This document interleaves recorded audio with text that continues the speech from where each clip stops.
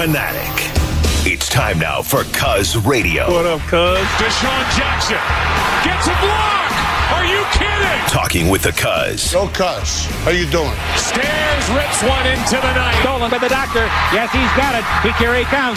Ray rocked the baby to sleep and slam dunk. Look, Cuz, don't even try it, okay? Now here's Anthony Gargano. Why don't you get the hell out of here, Cuz?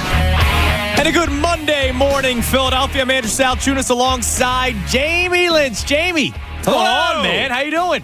What's happening, Tunis? Dude, we got this for the next 3 weeks. Anthony is out in Italy, just living his best life. That's the question I've gotten from friends and family. And it's like, wow, 3 weeks. 3 weeks. Why? Where's Anthony? Is he all right? I'm like, no, he's living his best life. Yeah, he's fine. He's doing more than okay. Yeah, he's in Italy for the next 3 weeks, so you'll have Wake and Bake, Tunis and the Bro, whatever you want to call it, for the next 3 weeks here on the Midday Show. We're really excited for it. It's going to be a lot of fun. I'm glad to be back. I had a blast. I'm jealous in Mexico. of your parents-only all-inclusive trip. Yeah, dude. That's a good time. It was a ton of fun. I'm sure we'll talk about it at some point, but nobody really cares about my best life. No, not People really. care about the Sixers. And people care about Adrian Wojnarowski saying that James Harden and the Sixers are determined to bring him back. Yeah, I heard this Friday night as I was making some notes for my Saturday show out at Bet Park's Chickies Malvern. 12-3, check it out. Yeah, and I heard this and I was like, so James Harden is returning. Like, I don't need to see the reports now. Like, I've already accepted the fact that he is coming back. The only question is, what are the terms? Right, and I remember saying to Anthony right before I left for the trip, it was like, I think it was that Monday, because I worked that one day, and I said, dude, he's back. Like, I felt that was before Woj even said anything. Because there was just so many, all these little reports, and the whole Harden to Houston thing died off. The trade with Phoenix happened already, so Harden wasn't going to Phoenix anymore because that was another team that was mentioned about Ramona Harden's Shelburne. destination. Yeah. And so that's gone, and the Harden back to Houston thing completely disappeared. The only thing I'm kind of still holding on to is there's a guy that covers the Rockets, or he's from the Houston area, covers the NBA for The Athletic. I think he kind of knows James Harden. He's like, dude, he just kind of goes to the beat of his own drum. Like, he might change his mind. He might go to Houston. Like, he might just wake up one morning and go, Houston it is. Like, that's where I'll go. Yeah, it's he was here basically a year and a half, and outside of his love of strip clubs, Vegas nightlife, and his relationship with Lil Baby, I don't know a damn thing about the guy. No, I mean, he's just a guy that I think likes playing basketball. I do think that's totally true. And I will say this, and I'll say it over and over and over again. He had a hell of a season last year. He did. He led the league in assists. He was a 20-10 guy. The offense moved pretty well. It's just it happened again in the playoffs. Yeah, it's interesting because maybe Nick Nurse can bring something new to this team. Like, that's the thing that I'm not trying to sell you on the Sixers, because I understand why people are down in the dumps. But Nick Nurse is in here, and if James Harden is back, there's a belief, at least I believe, that he can try and get something else out of this offense. Some more movement, because come playoff time, it was Joel Embiid and James Harden dribbling the air out of the basketball, playing one-on-one ball, while three guys more or less stood around and kind of watched. And he did say, Nick Nurse, I forget if it was during his press conference or if it was when he was on the station with the best show ever, he was talking about Tyrese Maxey and how Tyrese Maxey didn't have the ball in his hands enough. Yeah. And this was when he still, like, Nick Nurse wants James Harden back, right? He actually flew out there to talk to him. He talked about it during the press conference. He would like to have him back. He wrote in his own book how much he loves the play of James Harden. So he clearly likes James Harden. Seems like he wants him back, but he still also wants Tyrese Maxey more involved with the offense. So you're right. Maybe there's something there where Nick Nurse goes, all right, I'll be able to make this work. But then there's also the Harden factor where he himself, look, Doc Rivers was fired. So I'm sure some of it is ex-girlfriend, scorn lover, or whatever. Sure. He's going to take some shots on his way out. But he straight up said, Harden, after that big game in the playoffs, he wanted the ball in his hands again. Yeah, and the line that kind of sticks with you is, as soon as the season ended, the reports came out, probably from Harden's camp, that said he wants more basketball freedom. And I'm going, do you think you're the game 1 and game 4 guy? Every single night? All the time? Like, that's done. The problem here is, depending on the terms of his return, you've probably seen the best James Harden you'll see. because it's rare that a 34 or 35-year-old version of someone is better than the 33-year-old version. Right. So is it enough? And I think that's where Daryl Morey, I saw he was trending on Twitter this morning, so I checked it out. And, Yes. And he's getting roasted because people don't want it run back. No. And I get that, but here we are. It's kind of their best hand to play. And that's the thing. So going back to running it back, Tobias Harris not trade over the weekend. There was all these reports that there was a chance that he could have been traded to Phoenix, but Phoenix wasn't going to give up enough for Tobias Harris. So then the Suns put the ball in Daryl Morey's court about finding a third team to get involved so the Sixers get some assets in return for Tobias Harris. And Daryl Morey didn't want to do it. He wants to either keep Tobias Harris, wink, wink, like he wanted to keep Ben Simmons, and look, he got James Harden out of it, or it might just be the smart move. And I hate it. Dude, I'll be completely honest with you. I hate it, even though it might be the smart move, to just kind of ride it out for the year. And then his contract's up. You have the open slot, max contract, and then you go into free agency where next year's the big free agent season. It just sucks that the timing right now is terrible for the Sixers. Well, I don't think you can trade Tobias until you know for certain you have Harden locked up. Right. Because Harden kind of financially controls your everything. You can maybe free up some money by moving Tobias. I'm in the camp of I need to see some sort of change. So I need Tobias gone once Harden is locked up. Yeah, but here's the deal. What are you going to trade for? Either another player Two role players. Yeah, but if you're giving up that max slot, there's not a free, like you're not going to sign Kyrie Irving. Right? Like there's like No. So it almost might be smarter just wait a year with Tobias, let that spot open up, and then you have the big free agent class next year, and you sign someone. Do you want to sign Fred VanVleet to a max contract? No, at this point, I'd rather just get two players and spread the talent pool out a little bit more. I maybe you can turn it into a 3-point specialist and a perimeter defender specialist. I just need something different because Tobias is not a bad player at all. Like he's a solid player. He's had a solid playoff run here. Doesn't fit on this team. It just is. It's a waste of resources, and it has been for years now. Yeah, and especially unfortunately for him, his last very, very good season was with Ben Simmons when Ben was just passing the ball up, and he shot 40% from three. And if Nick Nurse is right, where he wants Tyrese Maxey with the ball in his hand more, which is smart because he's one of the fastest players in the NBA with the ball in his hand. Then there's even less buckets to go around. So I view it as I need change, and it has to come from Tobias. So you want the Sixers to run it back with Harden and Embiid for like the 2-year deal? Whatever. Yes. There's 2 years would 80 some million that's being 85, floated out 90 there. Probably, yeah. But you don't want Tobias Harris back. No. I'm with you. I can't. And it's, again, I feel bad. Like it's no fault of his own. No. I just can't see the guy in a Sixers uniform anymore. And I think, we'll get into his father's comments today throughout the course of the show. I think they're starting to feel that too. Like, get me out of here. Yeah, the score, the assassin scorer, whatever the hell he called him, but scoring assassin. I think they realize we have another contract we can still get in this league, and my numbers are going to get diminished being put in, basically they're saying they're putting baby in the corner. Yeah. That's their version of what's happening. Yeah, and if he goes to some team, let's say he gets traded to like a Dallas. Dallas. They're going to be desperate to give some pieces to Luka. Yeah. And if he can get back to being a 20-point scorer, then he can get another contract. He's going to get a nice contract again. So it was a wild weekend that all of a sudden all the Sixers rumors were out there. James Harden, Sixers are determined to re-sign him. Tobias Harris has already been mentioned in some trade talk, but the Sixers are hesitant to move on from him, at least until they get a better offer. But then they asked for Jared Allen and company from the Cavs, and the Cavs weren't going to give that up. Evan Mobley, Jared Allen, in a first or two. Hey, good for you, Daryl. What if they say yes? Yeah, you go. You right. always start high, right? Exactly. I saw all these people roasting Daryl Moore. Oh, he's out of touch. He's delusional. He can't ask for that. Well, you're not going to start a negotiation. Why not? Right? Exactly. Here, we'll just give them to you. Yeah. Oh, okay, deal. Cool. Yeah, so I can't blame the guy for asking for a king's ransom, but we'll see. I mean, it's beginning. Like now is going to be Sixers rumor central for the next couple of weeks. So what is it? Actually, Monday the free agency? June 30th. Remember that was when the Suns wanted the deal done by. Yes. Yeah, they wanted the deal done by June 30th so they could do the whole free agency and figure out what their team's going to be. But the Sixers didn't want to find the third team. At least for now, they didn't want to find the third team. Well, I think that's because they have to wait for James Harden to sign. Yeah. And I think July 1st, the Tobias things, I saw Daryl Morey tweet at Keith an account about Keith Pompey, who was the source of some of these rumors, and he's fighting it. I think he's just putting up a good fight until he can get James Harden signed. Right, because you don't want all your information public. Flyers. You don't want everything out there, and we'll discuss that at some point as well. Yeah. The number to climb in, 610-632-0975. So I'll ask this question to start. I think everybody's cool with Tobias Harris being gone. Like I think so. But not everyone's cool. The majority of people not cool with James Harden coming back, even if it's just a 2-year deal. Which, by the way, 2 years would have been if he picked up his option.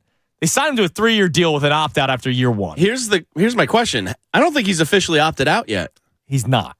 And he has until Thursday, I believe. And maybe they reworked the deal some more so that they can bring in another free agent. The report came out that he was going to opt out. Right. I don't think he ever like actually right away. The second, maybe he was just upset, like right away, right after the Sixers got eliminated by the Celtics. Maybe right away, he's like, I'm out of here. Well, I think he wanted to generate some, look, no, Houston really wants me. Yeah. And then hold it over their head. Now he's realizing, wait, it might just be the Sixers that want me. But, dude, I don't think many people want him back. No, I put out a tweet Saturday on the show for people that didn't want to call up, but I wanted to kind of gauge the temperature out there. And I was like, if the Sixers bring back Harden for 2 years, your reaction is fill in the blank. And I read through all of them on air.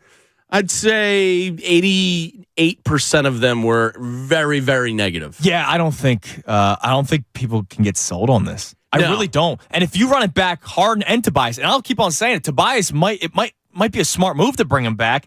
You just wait for the contract to go out, and then you sign a big free agent next year. It might be a smarter move to hold on to him, but dude, you can't sell that to your fan base. No, it's a tough one. Now that's hard. If you're Daryl Morey, are you really caring about what the fan base thinks? You can't. You can't. But you know it. But ticket sales, you're probably getting some pressure. Like, hey man, our ticket sales aren't doing too well right now. I think ticket sales people are fatigued. I think they'll be fine next year. I think it's the year after. That's when pressure from the owners is like. I just think there's going to be some fatigue, man. It's atrophy. I mean, it's already there. The whole second round elimination. Yeah, severe atrophy from the Sixers. So we'll talk about the Sixers all day today at 610-632-0975. Also, great weekend for the Phillies. Was it? They won twice. Yeah, they were presented something on a silver platter and said, "Here, take this. We suck worse than you." What? Hey, listen. I understand you take it, obviously. I'd rather not be a Mets fan. But I don't feel good. No, you don't feel great, but they finally beat the Mets, even though the Mets beat themselves, but whatever. Like, first time in 2 years you won a series versus the Mets. Dude, there's 2 more wins. That knocks them down even more in the division. And Phillies have some real problems on their hands. They do, and we'll discuss it. Their offensive numbers stink. Yeah. Yeah, and Wheeler didn't really come out all that great yesterday. Go get me Paul Goldschmidt. It's a very weird time right now for the Phillies because they had a good stretch going into that Braves series. I mean, thank God that game got rained out because I did not want to see a 3-game sweep. Aren't they 14-7 in their last 21? I think. Yeah. So they're winning. They're winning more games, than but it not. feels weird. But it's in spite of themselves almost. Yeah, and they also beat some bad teams at the beginning of it. Sure. But then they took that 3 or 4 against the D-backs, that was which nice. huge. They took 2 or 3 against the Dodgers, which was huge. They took 2 or 3 against the Mets. Like, in the grand scheme of things, as ugly as it is right now, I'm sitting back and going, yo, dude, at least they took 2 of 3. They looked that bad. They could have gotten swept. Yeah. They took 2 of 3. Right the ship at some point. The problem is I think you're still trending towards 84 or 85 wins when the 3 wild card teams are all on pace for like 89, 90. I don't believe in the Giants, dude. Screw Gabe Kapler. I want him to fail. 610-632-0975. I hate him. Gabe. The Adrian Wojnarowski report about the Sixers being determined to re-sign James Harden. We will hear from Woj himself at the beginning of the next segment. We also got something fun regarding that Mets collapse yesterday that our man Ray Dunn. Ray, welcome. You'll be with us for the next 3 weeks as well. So we're happy to have you. Happy to be here. You did a great job by the vault. I heard. The Dickie Dunn. We're only doing 1 vault a day. Okay. 610-632-0975. He's Jamie Lynch. I'm Andrew Salchunas. We're filling in for the Cuz right here, 97.5 The Fanatic.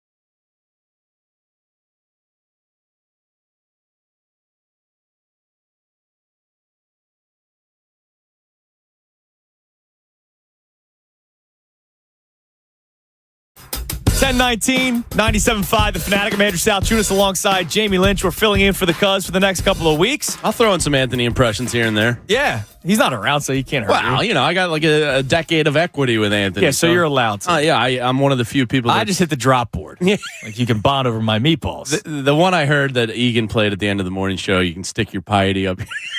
That might be my favorite.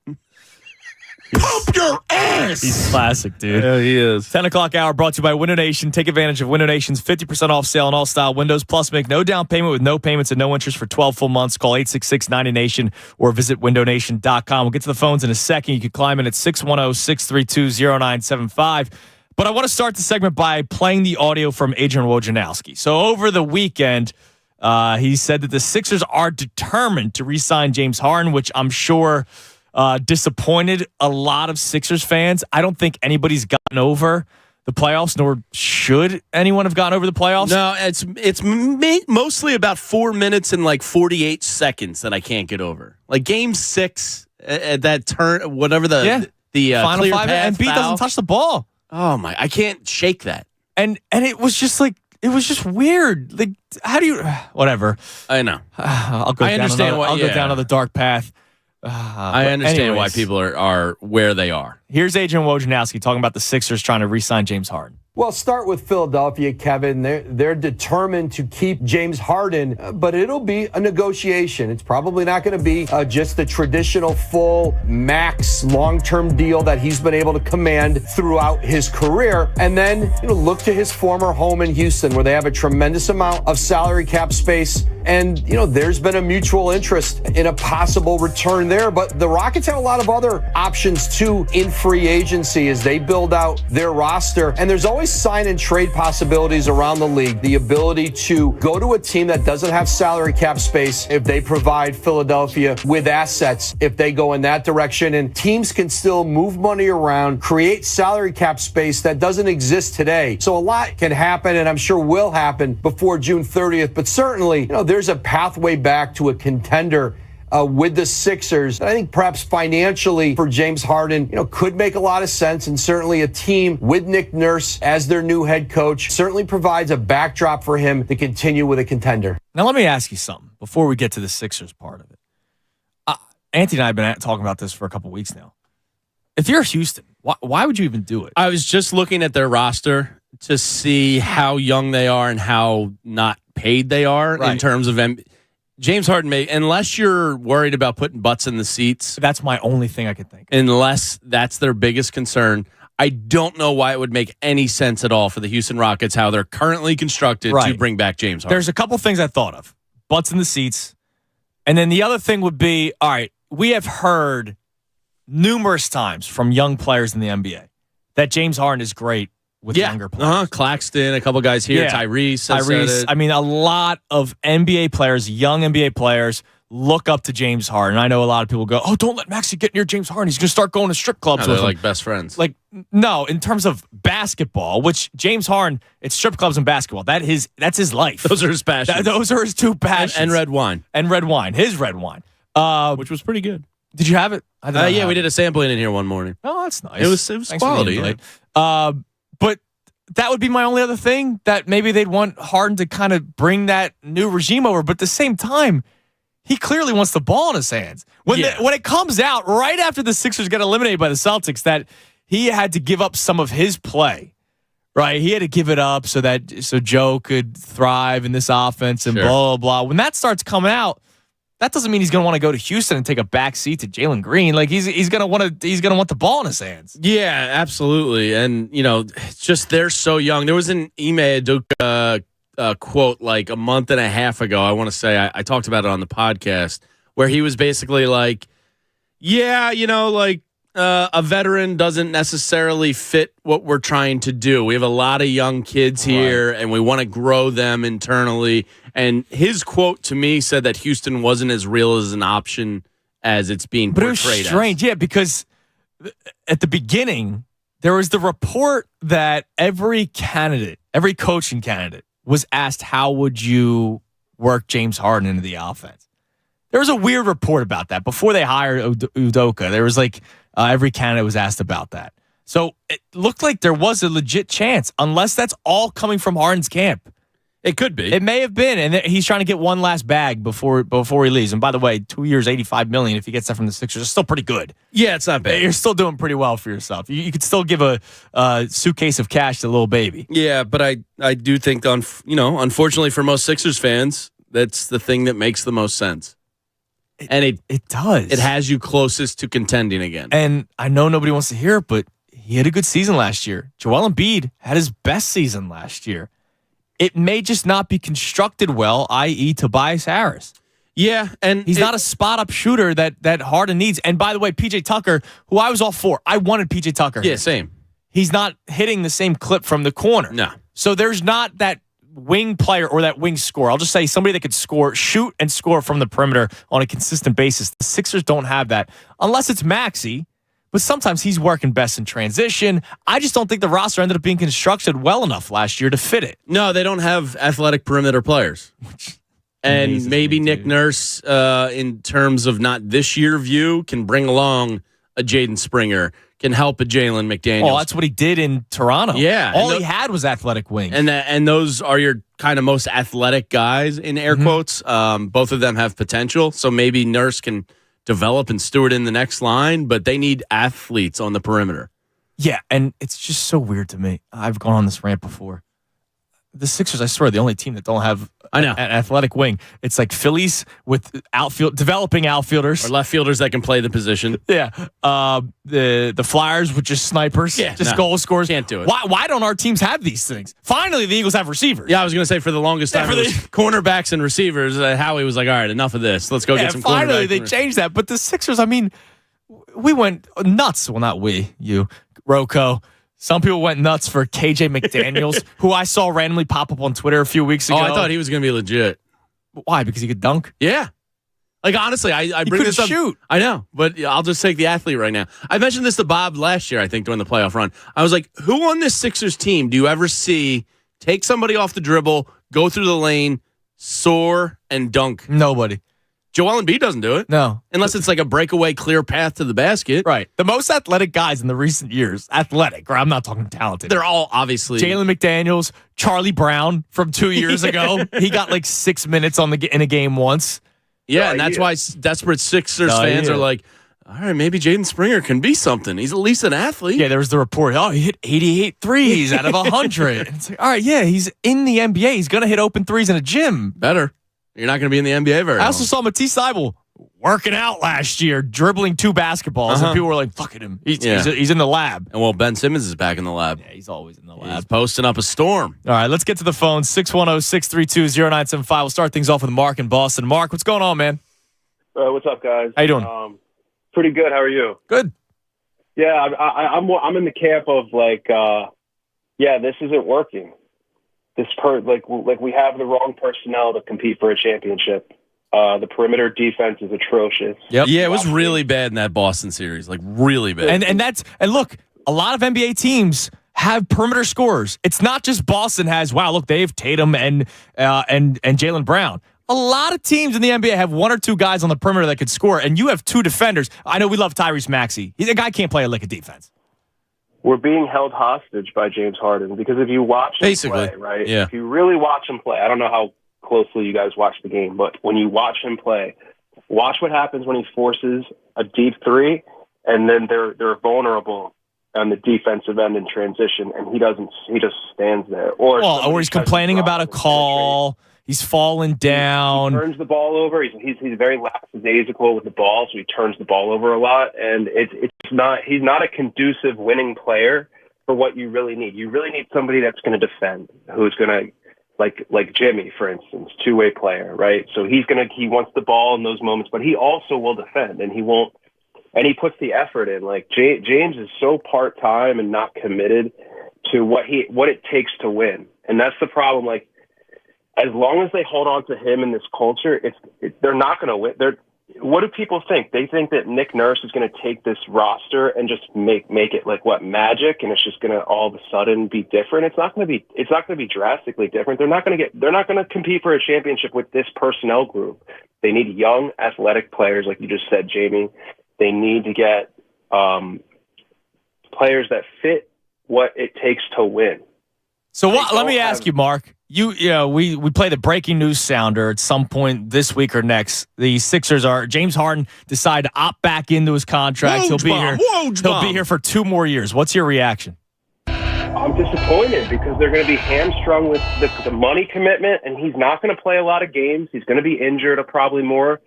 He's going to sit out a lot. It's just going to be like a disappointment. So you're all for letting him walk and giving it to Tyrese and taking a shot with Tyrese and Joel? I would rather get rid of all their top heavy talent and just reconfigure. Yeah, see, I can't do that. And I appreciate the call, Mark. I can't give up on Joel yet. No, I mean the guy just won MVP. Yeah. Like I can't.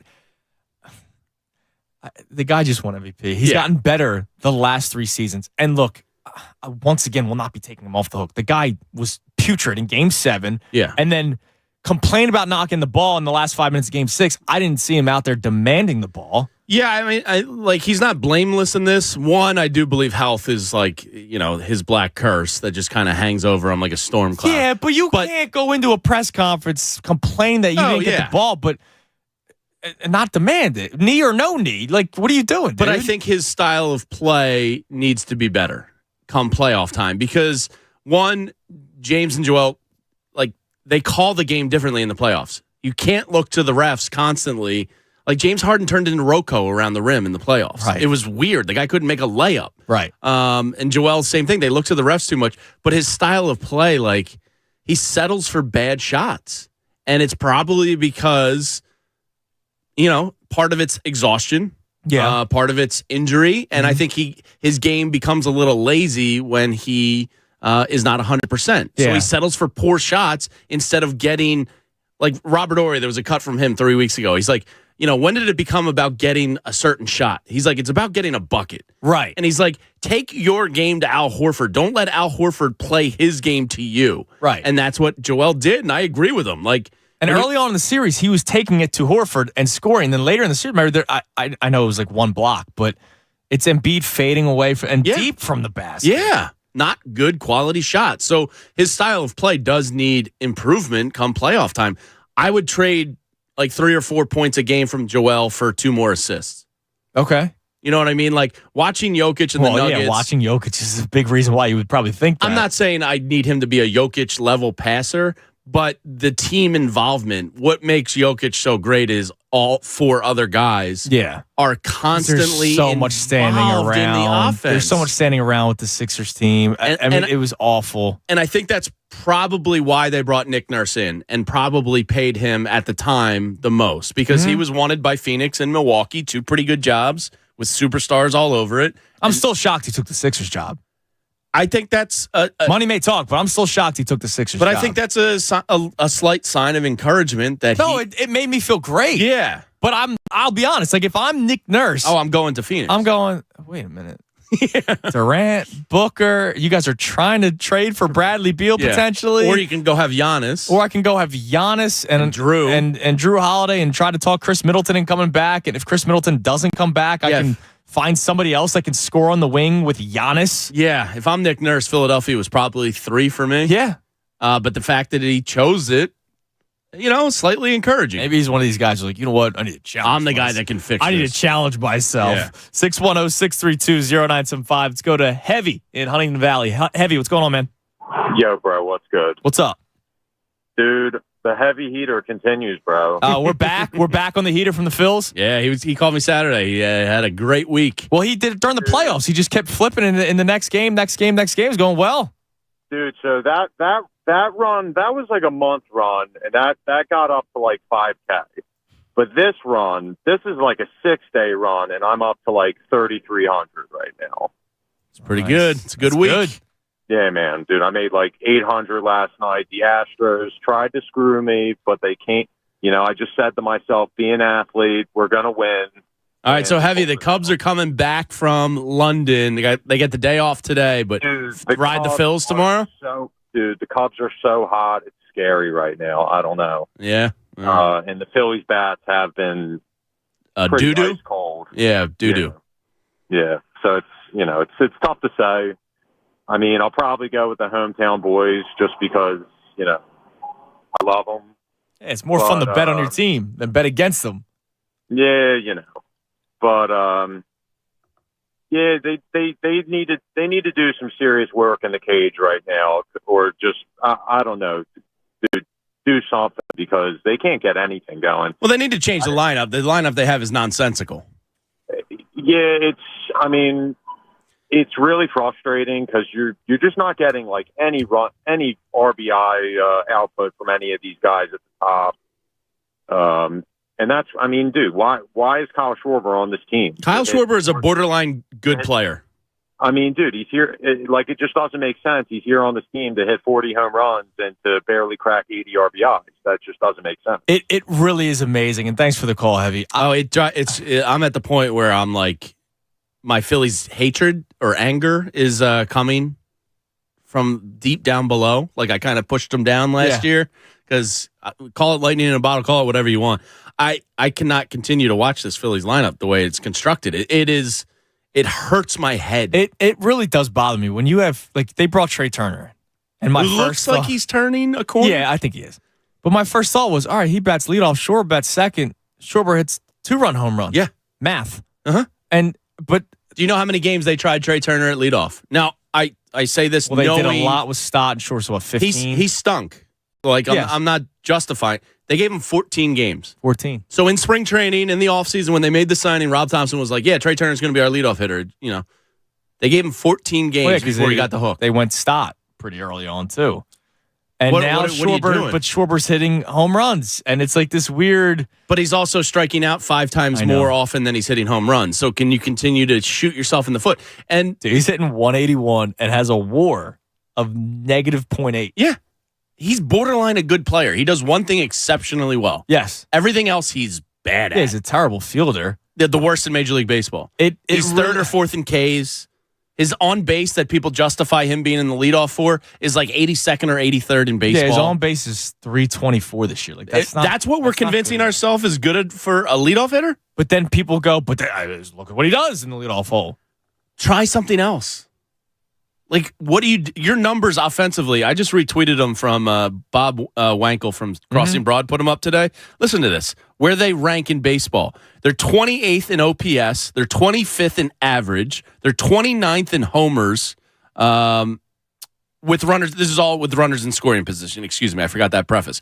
RBIs, they're 25th. On base, they're 19th. Slugging, they're 29th. And runners in scoring position left per game, they're 26th. Yeah, that's not a good offense. Terrible with runners in scoring position this year. It hasn't been. And you look at the names, you go, well, they're going to snap out of it at some point. And you would think it's June 26th. Go get me a power hitting left fielder, or go get me Paul Goldschmidt. Well, now you have to go in. Here's the thing with Schwarber, and for everybody that's he's got to be a leader. He's got to be a leader. Blah, blah, blah.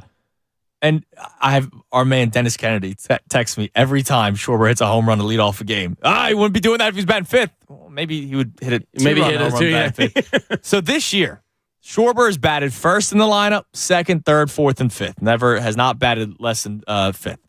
So in games where he's batting first in the lineup, he's hit 7 home runs. He has 15 RBI, and he's hitting 7 home runs and 15 RBI, and he's hitting 186. When he's batted in the fifth spot in the lineup, not fifth in an inning, I mean he's batting fifth to start the day.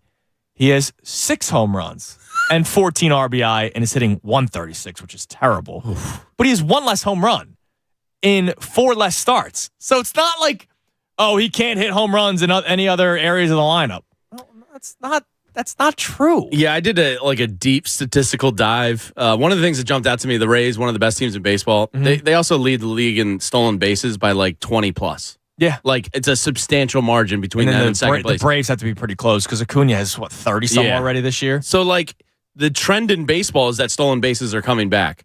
Correct me if I'm wrong, but I think Trey Turner has, led baseball in steals over the last, 4 years. Yeah. What are we doing? I don't know, man. Okay, for all the people, Schwarber hits a home run. It changes the game. It changes the pitcher's mindset. Okay, well, what happens when they lead the game with a 3-pitch strikeout? Right. More often than not. Which is a strong possibility. When you don't have to worry about a guy on first with speed. Yeah. By the way, a lefty with a runner, with Turner on first base and Schwarber's left-handed. It goes back to Little League. Yeah. It's hard to throw out a base stealer when there's a left-handed hitter up the bat. It's just at the point where it's like, it's tough to watch for me. Yeah. Like, why do we continue to do this? But because he's that comfortable narrative there? will be pushed that he is comfortable there, and there's just something to it. And I'm look, not comfortable they with him moved there. him up to the leadoff spot, and he hit a couple home runs in the first couple games, and now it's like, all right, this is the way it's going to be. Because it's June. Yeah. If he was batting third, fourth, or fifth, and it was June. Schwarberfest, bro. Yeah. He'd still be hitting home runs. They just have guys on base. It's Schwarberfest. Now, look, I do want to celebrate a little bit the Phillies beating the Mets yesterday. That was in the way that they did. Hilarious. And now the Phillies take 2 of 3 from New York, even though the Mets, we'll just say it, they lost 2 of 3 to the Phillies. Yes. Right? Like, they lost those games. Phillies barely earned that. The Phillies probably should have been swept by the Mets, but hey, it's the Mets, bleep the Mets, and that's what makes me happy. So we put together a little montage of what happened in the 8th inning yesterday. And Ray Dunn did a tremendous job, as always, as he's coming after my job for when Anthony comes back. But Ray, let's take a listen to the beautiful sounds of yesterday's ball game between the Phillies and Mets. Harper takes a walk to start the 8th. Oh, boy. Leadoff walks. Always are ominous. That's lined into left field, and Real Muto has a base hit. So after going 0 for 15 against the Mets in 2 series, Real Muto finally marks. And just like that, the Phillies will get the tying run to bat. Again, the 3-2. And it's upstairs, ball 4, and now the bases are loaded. So Walker comes in, faces 3 batters, can't retire any of them. And he grounds 1 to third, a chance for 2. Beatty hesitates and throws low, and everybody's safe. Harper scores at 6-4, and the bases remain loaded. Mets had a chance for 2 and got none. And it's low, ball 4. That'll force it a run. It's now a 6-5 Met lead. 2-2 coming. And inside and hit him, and the game is tied. Schwarber is hit by the pitch. Stott comes in to score. And the Mets have let a 3-run lead get away. It's now 6-6. And that one barely missed hitting Turner. And now it's 2-0. Was it behind him? I don't think so, no. Oh, okay. He just closed his eyes and stuck out his glove and he caught it. And he hits him! And the Phillies take the lead. 2 consecutive bases loaded, hit by pitches, and the Phillies go in front 7-6. Bullpen meltdown. Dude. And the Mets' 42nd loss of the year is their most horrific. As the Mets bullpen melts down, aided by a key error, and gives up 4 runs on 1 hit in the 8th as Buck Showalter tried to stay away from his best relievers, and the Mets pay the price as the Phillies take the series finale and win the rubber game 7-6. That Mets collapses will never get old to me. They're great. Like, a Mets collapse rivals a Cowboys end of the season collapse to me. And Buck Showalter knows he's probably on some borrowed time. Did you see his quote after the game? No, what did he say? So they asked him about Tuesday's starter, and a dodging Buck Showalter said, "What is it with you and knowing about things before they happen? Do you want to know about when you're going to die?" My God. I think the dude snapped. I think he's like, they're toast. I love that it was as the second they hired him. Oh, they brought in a good baseball guy here. It's the same thing with Girardi. So I texted my Mets buddies yesterday. Yes, because I had to gloat a little bit. Of course, and I just did the old classic LOL Mets. Yes, I was like, that was one of the funniest losses I've ever seen. And my Mets buddy wrote back because they're all dead inside. Like they have no hope for their franchise. And I'm glad. He said, "Come on, we've done way worse than that." Yeah, Luis Castillo dropping a pop-up with 2 outs against the Yankees. A-Rod pops one out. No, it's fantastic. 2007, obviously the big collapse. Yeah. No, I love it. I will never get tired of it. Yeah. We have another montage that we'll play at some point later on today because I can't get enough of it. 610-632-0975. Now, we do have the vault. Even though Anthony's not here, the show continues. All right, so we're not mixed. It's not like we're going to start changing things just because Anthony's out. So the vault coming your way at 11:10. Ray Dunn putting that one together. But before that, I saw something happen that I see every time I travel, and I want to put together a list of our traveling pet peeves. Mm. I'm sure you can. Mine is going to be probably the most popular. If you're doing what is it?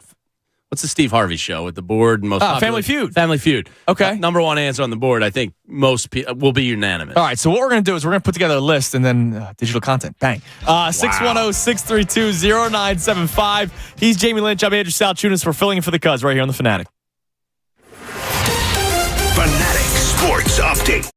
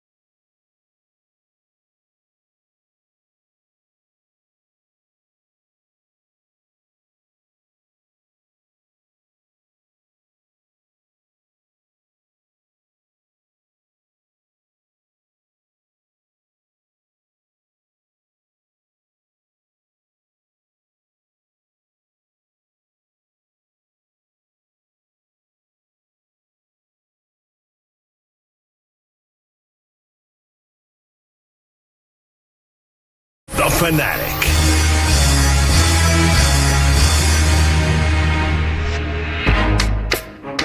$10.50.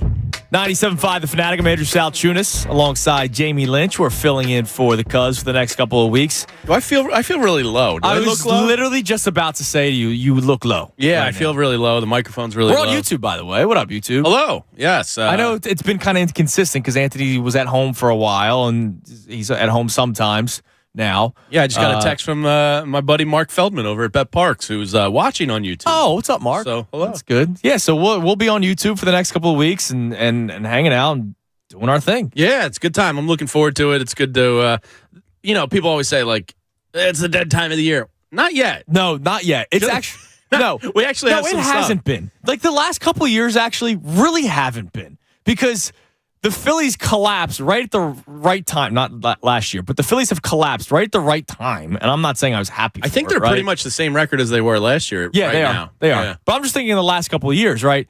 Sixers off seasons have been filled with drama. Yeah. Like the Ben Simmons, like everything's been filled with drama. And then they sign a big name or they make a trade and you're all excited for it. Then the Phillies collapse. And then before you know it, it's football season. Yeah. There really hasn't been, I get it, there's like kind of that lull in August where even if the Phillies were playing well, not many people care. It's vacation time, get back to school time. So August is kind of that lull. But June, like, I got a little, did you see the little Eagles ESPN insider prediction for this year? No.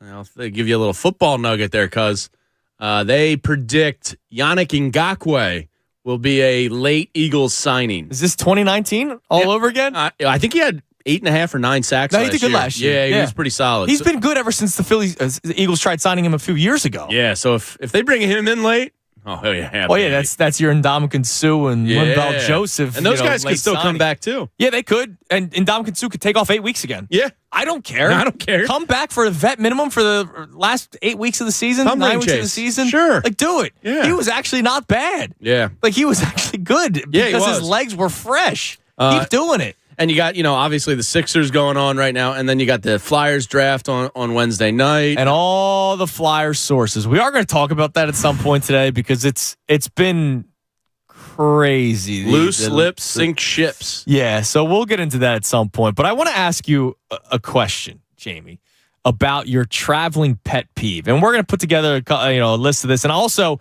I want you to chime in on this on the phones at 610-632-0975. Social media as well. But I want to try to give up some FanFest tickets. Of course, FanFest coming Saturday, August 26th from 11 to 5 at Xfinity Live. It's presented by FanDuel Sportsbook.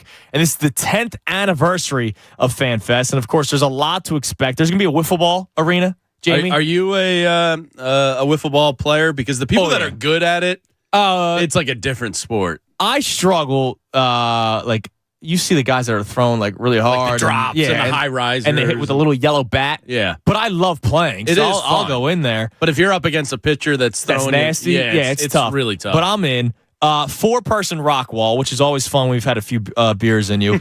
A putt-putt course. Love that. I'm all in on this. I love putt-putt. 100-foot inflatable obstacle course, which is always fun every single year. Sixers, Flyers, Union will all be on site with interactive gaming. There's 2 basketball courts that's going to be there. Obviously, surprise athletes and celebrities. Ray Shrimmer is going to be there, 2-time national recording artist, performing 2 concerts. That's going to be the opening act, and our headliner will be named soon. So we got a lot coming up on FanFest, August 26th, but we want to give out pairs of tickets all day today and, of course, throughout the entire summer. So I want you to give your traveling pet peeve at 610-632-0975. We'll take them on social media as well. And the reason why I thought about this today is because I saw it yesterday. Who worked you? So we land, and there was a storm yesterday. And so we had to sit on the tarmac for a little bit. Thank God we landed before the storm really hit, but because I don't like flying, you know that, so I'd be freaking out. Oh, I forgot about that. But we sat on the tarmac for a little over an hour because it's like the Little League baseball rule, right? If there's a flash of lightning, the game pauses for like 15 minutes until the next one. There just kept on being flash of lightnings. And so we finally pull up to the gate. And, you bing, you hear the beep, and everyone stands up. The person I was in row 16. The person in row 17 is trying to move her way up. That's my number one. And it's like, dude, first off, everybody's standing up at the same time. I make a point. It's like when I see an accident on the side of the road, I won't look. I will force myself to not look because I don't want to be the rubbernecker that's gonna slow down traffic. I stay in my seat until it's literally my time to get off the plane because it pisses me off when the person there's a poor woman in front of me. Baby's been crying the whole flight. It breaks my heart now. Now that I have Coop, I see it differently. I used to be annoyed. Now I just feel bad. And her husband has like a torn Achilles or so. I don't know. He's got a knee brace all the way up, and the girl's like trying to shove her way through. It's like, dude, the door's not even open. Yeah, you're not going anywhere. Where, like, you can't, like, where are you trying to go? It's my number one. All those years with Sunday Night Football, I was flying weekly, so I was on flights every weekend. And I'm uncomfortable in a plane because I'm a bigger guy. So I stand up and I just stand in the aisle. Right. And I hodor it. Did you watch Game of Thrones? Yes, I did. Okay, so you understand. Believe it or not, I actually did. Yeah, you actually watch TV sometimes. So I hodor it. I hold down the aisle. One, because I want to stretch, but two, I'm not inching up and I'm blocking everybody. I hate it. My number one pet peeve traveling. I just don't know, like, where are you trying to go? And I'll give you another one because we had to rent cars a lot when we were doing it. Okay. When you go to a counter at an airport and you're not prepared for that counter, like, where's my license? Mm-hmm. Oh, honey, do you have it? Oh, it's in this. And you're wasting like 3.5, 4 minutes at the counter. Yeah. Like, it's speed and efficiency. People want to get the hell out of the airport. Be ready when you go to a counter. Dude, Christy was huge yesterday. We got off the flight, and they don't pass out the customs slips anymore. Really? Remember that's what they used to do. So there was a table for them, but everyone's running right to the kiosk. And Christy goes, dude, let's just fill this out now so that we're done with it. We're sitting in line because the tarmac was shut down. Everybody was at customs at the same time, right? It was a madhouse. So then somebody goes, whoever's already filled out their pamphlets, come this way. And there was like nobody did it. And you just walked right So we were in customs for 5 minutes. Oh, that's awesome. It was freaking awesome. That's great. I love my wife dearly for doing that. Ray, your traveling pet peeves. You were traveling a lot last year doing play-by-play for Temple women's basketball. That's so right. you had a busy year of traveling. What's a traveling pet peeve for you? The chronic counter checker was going to be mine because I can't take that. I got stuck in L.A. I was supposed to do a red eye. It was a whole thing. The person that kept checking the counter and cutting in front of everyone to, my ticket. They ended up with a hotel voucher just like me. We both ended up now without a flight. You did not accomplish anything. I also hate the seat adjusters. I think you get like 2 to 3 seat adjustments max. I agree. The people that are doing the back and forth and they're jerking their seats, moving around, elbowing you while they're trying to get comfy. All right, you tried one at first. You have to adjust. You get one adjustment there. Second one, starting to get annoyed. If you're doing the 4 or 5 adjustments through the flight, I can't have that. But go first class. Pay the extra money, get more comfortable seats. I can't take the person that's moving around. Now, Jamie, I'm curious, as a taller guy. Oh, it's brutal because it goes into my knees. So how many adjustments would you go per flight? Just one. Just one. Okay. Yeah, because I try to commit to sleeping or reading or whatever I'm doing. So it's just the one. Have you seen the next mock-up of the future of airlines potentially? Oh, what? Where you don't even have like a seat anymore? You're standing? So one row is normal, and then the next row is elevated higher.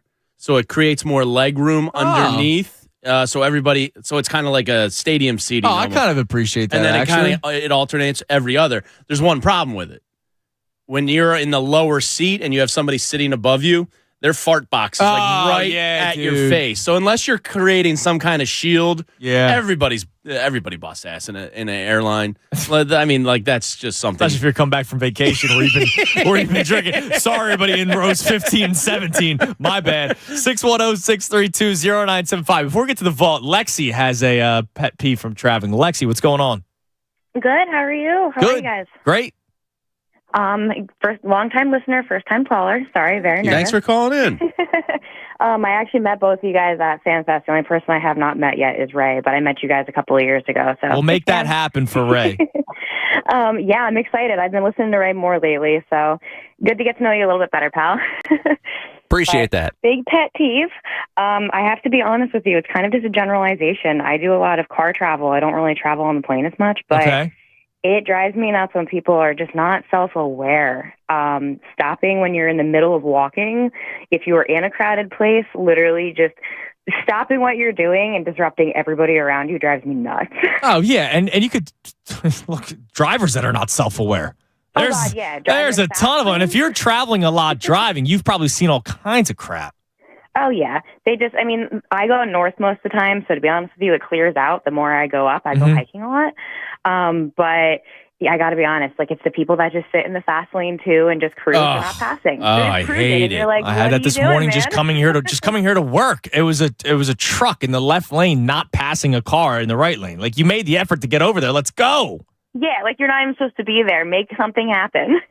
Yeah, that's a great one, Lexi. We'll put you on hold. We'll get you a pair of FanFest tickets. Xfinity Live. It'll be August 26th. That's a Saturday. Yeah. The people in the left lane that aren't passing or driving fast enough don't actually realize that they're creating horrible traffic patterns. Yes. Yeah, you're actually being dangerous on the highways. Yeah, please get out of the way. It's the first thing I was taught driving. Yeah. My parents were like, okay, if you're going to go on a highway, the right lane is the slow lane, left is fast. Go, stay on the right side when you're starting out and pass on your left, and that's it. But then I can also say if somebody's going 80 on the expressway and there's a person on your butt, like, I get it, move over. Yeah. But like the guy behind you, like, chill out, dude. Yeah, relax. Like, we're going 80. 610-632-0975. So if you have a traveling pet peeve, could be on a plane, could be in a car like Lexi, or it could be at the resort.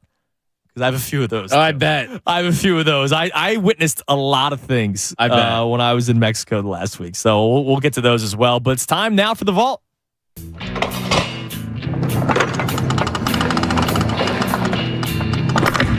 You know, when we began opening this vault nearly 2 hours ago, we had no real idea what we'd find inside. As it turns out, we haven't found very much. Vault presented by Golden Nugget Jewelers, where Philly gets engaged. Now, Ray, you were doing, I've heard, 2 apiece last week? Yeah, it was 2 apiece. 2-a-days. Yeah, we were doing 2-a-days. 2-a-day vaults. Get me in shape, in radio shape. Well, real football guys do 2-a-days. If they were both good each time, that's very impressive. Yeah, I was doing it to spite you. Because sometimes it's hard to find things on certain days. So hopefully you had a good week last week of content. Yeah, it was a solid week of content. Yeah, right, well, that's good. Some of these weeks are tough. Well, for the next couple of weeks, I can tell you we're only doing 1 a day. Okay, well. So what do we got today, Ray? Today we're going to start. I'm going to take you back to last August. Because I watched this Mets-Phillies series and it reminded me of what a certain someone had to say about the Phillies last August the 9th. And it's one Keith Hernandez chiming in on why he doesn't enjoy Phillies games. I hate doing Philly games, so I guess they gave me the series off. You hate doing Philly games? Oh, because they never seem to disappoint. I mean, over the years, now they're hot right now.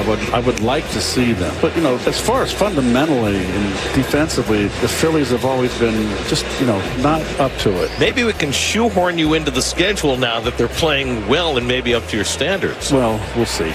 Don't hold your breath. Yeah, he refused to watch. He called out. He took vacation. The next time they were supposed to play the Phillies because they don't play good fundamental baseball. Go to the World Series. Who does he think the Mets are? Yeah, dude, I don't know. Like, the Mets are a disaster. The Mets a lot. And they like every year it's LOL Mets. Yeah. Every year. That's awesome. Yeah, it's a good reminder of yesterday. I want to like Keith Hernandez and think he's cool because he was in Seinfeld, but then he does stuff like that where I'm like, I'm out on this dude. Since that day, Phillies have 2 games better on the record and also made the World Series run. So, yeah, the World Series run. That trumps it alone. Too. So, moving on. Today is a loaded day in history in terms of NBA draft content for us. I'll take you back first to 2014. We'll keep it with Sixers because today is the day Joel Embiid became a 76er. With the 3rd pick in the 2014 NBA draft, the Philadelphia 76ers select Joel Embiid from Yaoundé, Cameroon, and the University of Kansas. He seems confused. I think Joel knew it was Get Joel some coffee. Embiid recovering after surgery on a broken navicular bone. This is the guy that, Jay, you believe is the top talent in the draft. I do think he's the #1 overall prospect. 7 feet tall with a 7'5" wingspan. Enjoy your favorite beverage. There'll be more to come later. But he can run. He's got great hands, amazing feet. I'm telling you, Reese, I'm not saying he's going to be Olajuwon, but you put him side by side as freshmen, you cannot tell them apart. He's a rim protector that's got defensive range. He doesn't just block shots around the rim. He can move and block shots and block them outside the lane. And on the offensive end, he can post up and score with his back to the basket.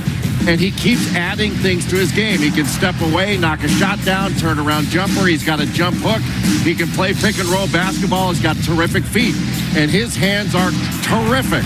And he's going to get better and better and better. His productivity per 40 minutes, 19 points, 14 rebounds, almost 5 blocks a game. The kid can play. So I watched him work out about 7 weeks ago. He reminded me of a 7'1" Serge Ibaka. Jalen, you disagree a little bit. I like Tim Duncan. They're both the same size, 7 foot, 250 pounds. He plays with his back to the basket. Serge Ibaka. Was that Bill Simmons saying Serge Ibaka? That was. He's hating him from the beginning. So he's been hating him since the beginning. He's called Serge Ibaka. Dude, Jay Billis was spot on. Yeah, he was. He goes with Olajuwon. That's why Billis is the best. Dude. I do love Jay Billis. Serge Ibaka. And I remember the whole hubbub. Dude, because he was looking at it like on delay. He was delayed. Yeah. And everyone was like, oh my God, he's unhappy to be. He doesn't want to be in Philly. He doesn't want to be with the Sixers. He doesn't want to go to a team that's tanking. He thought he was going to go first overall, but now he's going to the Sixers. Blah, blah, blah. I remember that being such an issue. And by the way, there are still people outside of Philadelphia, like non-Sixers fans, that still post the gif of him getting drafted. See, look, he's still unhappy to be there. You guys are morons. But it is amazing. Yeah, the delay, that caused such a big issue in the area for a little bit.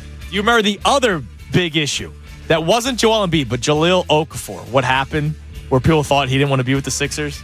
No. They were holding the jerseys up for their photos. It was him and the other 2 draft picks, and he dropped the jersey on the table. Yes, I do vaguely remember He didn't this. fold it nicely. Yeah, he just kind of plopped it, and people were like, oh my God, Jahlil Okafor doesn't want to be on the Sixers because he threw his jersey onto the table. No, he's a 19-year-old that just made millions of dollars. He's probably, all right, I'm done with this His photo pitch time's over? Okay, cool. All right, so the Embiid one, I included the Serge Ibaka because Simmons was jumping all over him for the delay. I felt it still does. Yeah. It still does. Fair is fair. But in this day, we also have another all-time Sixer that was drafted, one that kind of gets the comparison, especially when we were talking about that 0-1 run, because today's the day Allen Iverson came 76. With the first pick in the 1996 NBA Draft, the Philadelphia 76ers select Allen Iverson from Georgetown University. And there you see backstage Allen Iverson, the Georgetown sophomore. Ann and Steve, mom and dad. Family and friends back there. And what a tremendous moment that is for a kid. You think about all the nights, all the mornings that you had to get up early, take the kid to his youth league game, and dreaming of this night, of being the first pick in the NBA draft. And it has happened for Allen Iverson. EJ. Pretty good ups on the guy, too, and I have a feeling he hasn't come down yet, even though he is with our Craig Sager right now. Craig?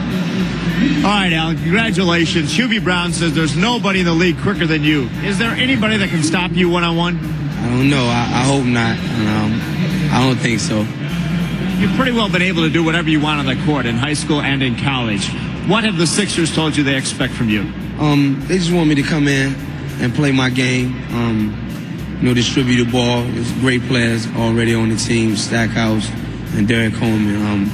It'll be crazy to think that I will come in and try to take all the shots like I did at Georgetown.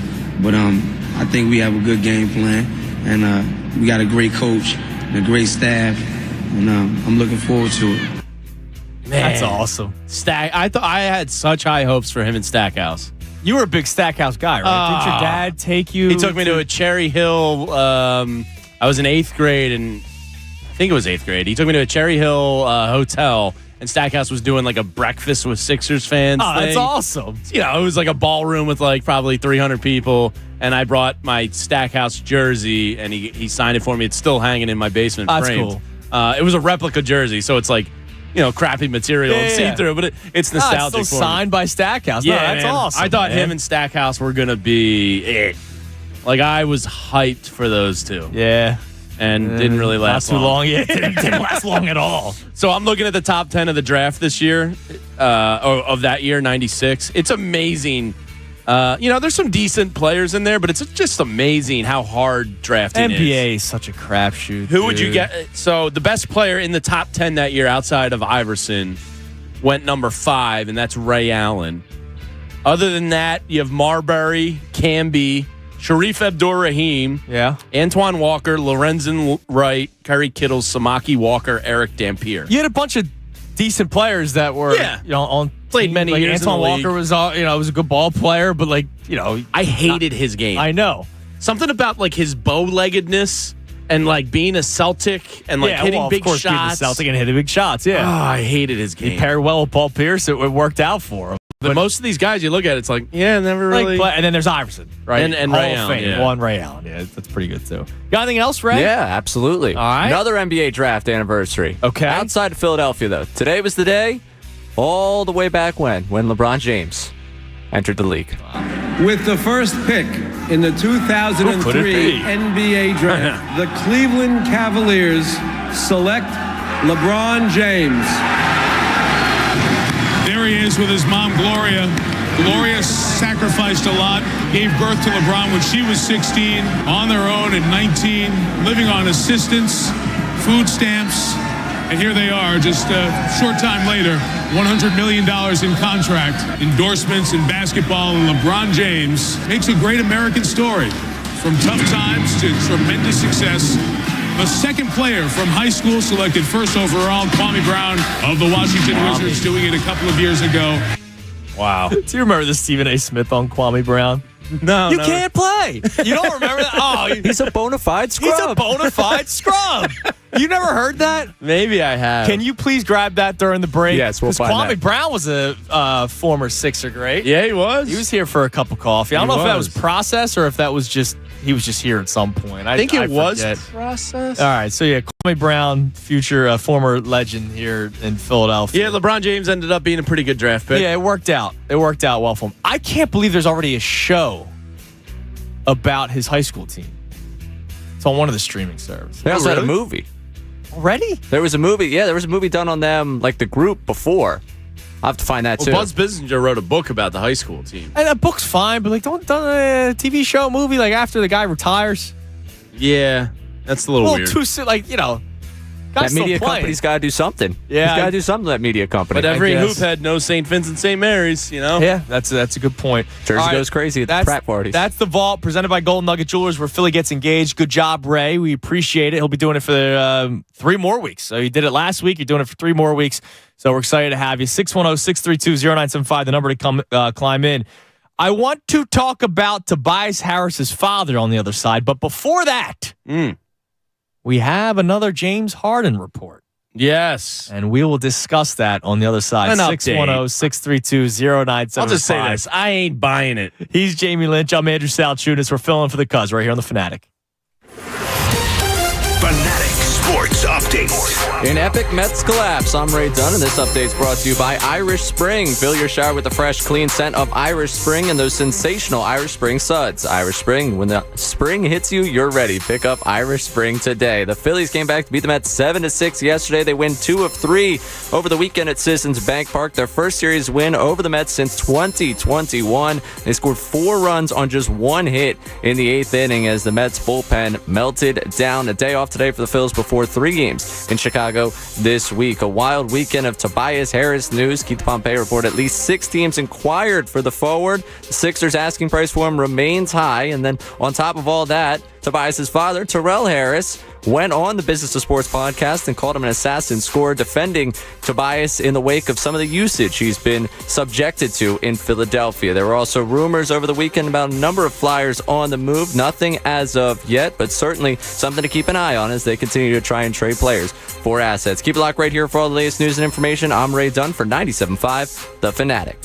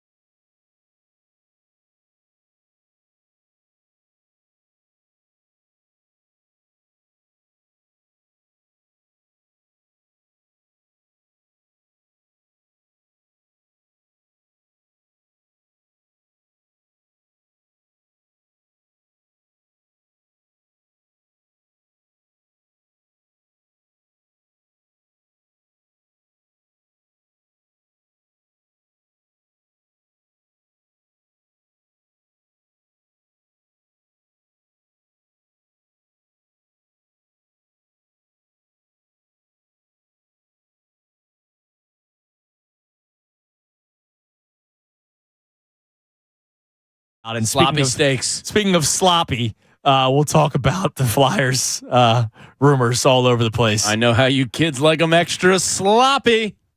He's Jamie Lynch. I'm Andrew Salchunas, filling in for the Cuz right here on The Fanatic.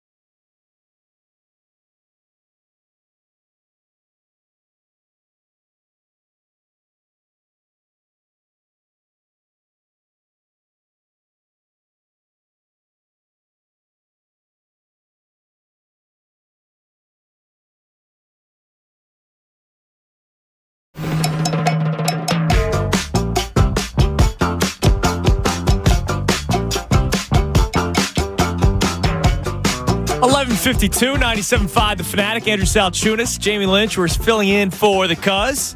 Next couple of weeks, you can climb in at 610-632-0975. Coming up at noon, we're going to be doing the NBA slop segment, which we will do all week long. I know I'm always about it. I love the dramatics of an NBA offseason. Yeah, Anthony and I have this debate often. He doesn't like drama. I can't get enough of it. I mean, the NBA is a male soap opera league. Yeah, it's the most dramatic out of all four. Did you, speaking of the NBA dramatics, did you see what Kevin Durant did the other night? Mm-mm. So I'd never dove into Twitter Spaces, but apparently it's like the audio space where you can talk and like actually it's like a forum of audio. And one of the Twitter Spaces going on was Kevin Durant is not a top 5 player in the NBA. Okay. Kevin Durant joined the Spaces. Oh, that's awesome. And basically went off on the way people consume the basketball product. And he's like, I do like him. Well, like he the had way that he one tweet where he made fun of like analytic people and like that's how they talk sports is just strictly off of numbers. That was kind of his point, was like the way y'all consume our product is trash. And he was basically like going at all these people. He's like, you judge it on championships, this and that. All that matters is you a good ball player or not. Yeah, and he's a great ball player. And for some reason, people didn't want to trade Tyrese Maxey for him, which I thought was crazy. But I will ask you this. I agree with you. I will ask you this. Do you look at him weird, Durant, because he's on another super team that he joined? I thought people went over the top with the Warriors thing, but now it's happened 2 more times. Brooklyn. He puts together Kyrie and James Harden, ditches that way. This isn't working. And I was at Phoenix. Yeah, it is pretty outrageous. But I think he understands that's kind of like the way of the league. You need 3 or 4 like studs. I guess, even though look at Miami. Miami got to the NBA Finals with Max Strus. I still can't believe that happened. Right, like that. So Miami's been to what, 2 of the 3 last finals? Yeah. I think it's getting to the point now where you need 2 stars. Yeah, Bob brought this up on good role players on the morning show. Like I think it was last week when I was driving in. He was like, I don't know what the blueprint is in the NBA anymore. Yeah, because the Nuggets have 2 stars. It's Jamal Murray's Jokic and Murray. Really good. Yeah, Murray's underrated. Yeah, very underrated. The injury was a big part of it, right? He missed a lot of time. He lit the bubble up. Yeah. And then Aaron Gordon was a great piece. They got the defensive specialist in Brown, Kentavious Caldwell-Pope, and Michael Porter Jr. Role player. Yeah, Michael Porter Jr. Yeah, like they're both athletic. KCP can shoot the lights out. So, yeah, I don't know what the blueprint is anymore, but if I had to guess, Phoenix isn't going to win the title next year. No, probably not, because it's just so starter heavy. Yeah, like they still have no depth, and that was their problem in these playoffs. Right, that's why they lost in the second round. They got bounced pretty quick, and then they went with just more star power during this offseason, which I can't blame them for wanting to do that. But that 3 is nasty, but that's, there's only one basketball, right, as they say. Which it did work in Golden State, but that also works so well because of the spacing that they had on that team. Now, Devin Booker and Bradley Beal can both shoot. And there's something going on there where there's like a selfless, we're going to be the best team attitude. Like their culture or whatever you want to call it. I think it's all led by Steph Curry. But I think it's not, I don't think their egos are too big. Like they just kind of make it work. Yeah, I guess. I mean, it's just, it'll be interesting to see what happens. But yeah, I think the blueprint's starting to become 2 stars and role players. The Heat, it's weird. Yeah, I still don't want one player and a bunch of random second-round picks and undrafted free agents. I don't want to go about that. And I don't know. Good for them. I'm sure Ray will have this in the NBA slop, or maybe not. But, the Dame Lillard and Kyrie ties. Miami knows they need something else. They need something, to get over the hump. But Absolutely. They know that they're also close. They don't need to get 3 guys. No, but if they can get one more star, they're going to do it. And they'll probably be championship contenders right away because of it. Probably. So the Sixers will be exactly where they were. So we'll get to the slop in a second. Another pet peeve. This is from Lanfia on Twitter. And dude, it's do you do it? No. Yeah. But I experienced it yesterday. Huge pet peeve. Last time I flew, a guy sitting next to me smelled like he didn't shower for 3 weeks. Ooh.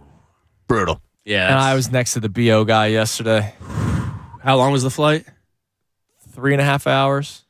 Oh, that's a long time. And so I was in the aisle. Christy was in the middle. So like Italian hoagie kind of? No, like BO? straight up. Like this dude exercised the last 3 days and just hasn't rinsed off even. And I don't want to be gross, but it's just like, dude, somebody has to tell them. And you're in such a tight space. Yeah. Like you don't have much room on the plane. No. And then people are taking their shoes off and socks off sometimes. I've done the shoes off. I have too, but my feet get really swollen on the plane. Oh, do you? So I gotta take the shoes. I didn't take them off yesterday. Happened to me once where they blew up. Yeah, that's why people wear the compression stuff. What the hell's going on here? here? It freaked me out. You're on one of those for a long time. You start looking at your foot. You're like, Jesus, what's going on here? What's going on here? So that's another good one. The pet peeve for Lanphia. Yeah. I'm trying to think of other ones that I experienced this weekend, but the ones at the resort, like I heard you and Anthony talking about the beach towel on the chair, saving the spot. Christy saves the spot. Now, what I found out was this was a party resort. Like, people weren't waking up till like noon. Oh, okay. Christy and I were the only losers up at like 7 o'clock in the morning, so we had no problem. Oh, okay. Yeah, we had And if there's a swim up bar, do you really need the chair? No. Yeah, like you didn't get out of the pool all day. No, I had plenty of fun. Let's go to Chris in Jenkintown. Chris, you're on the Fanatic. Hey guys, what's up? What's up, Chris?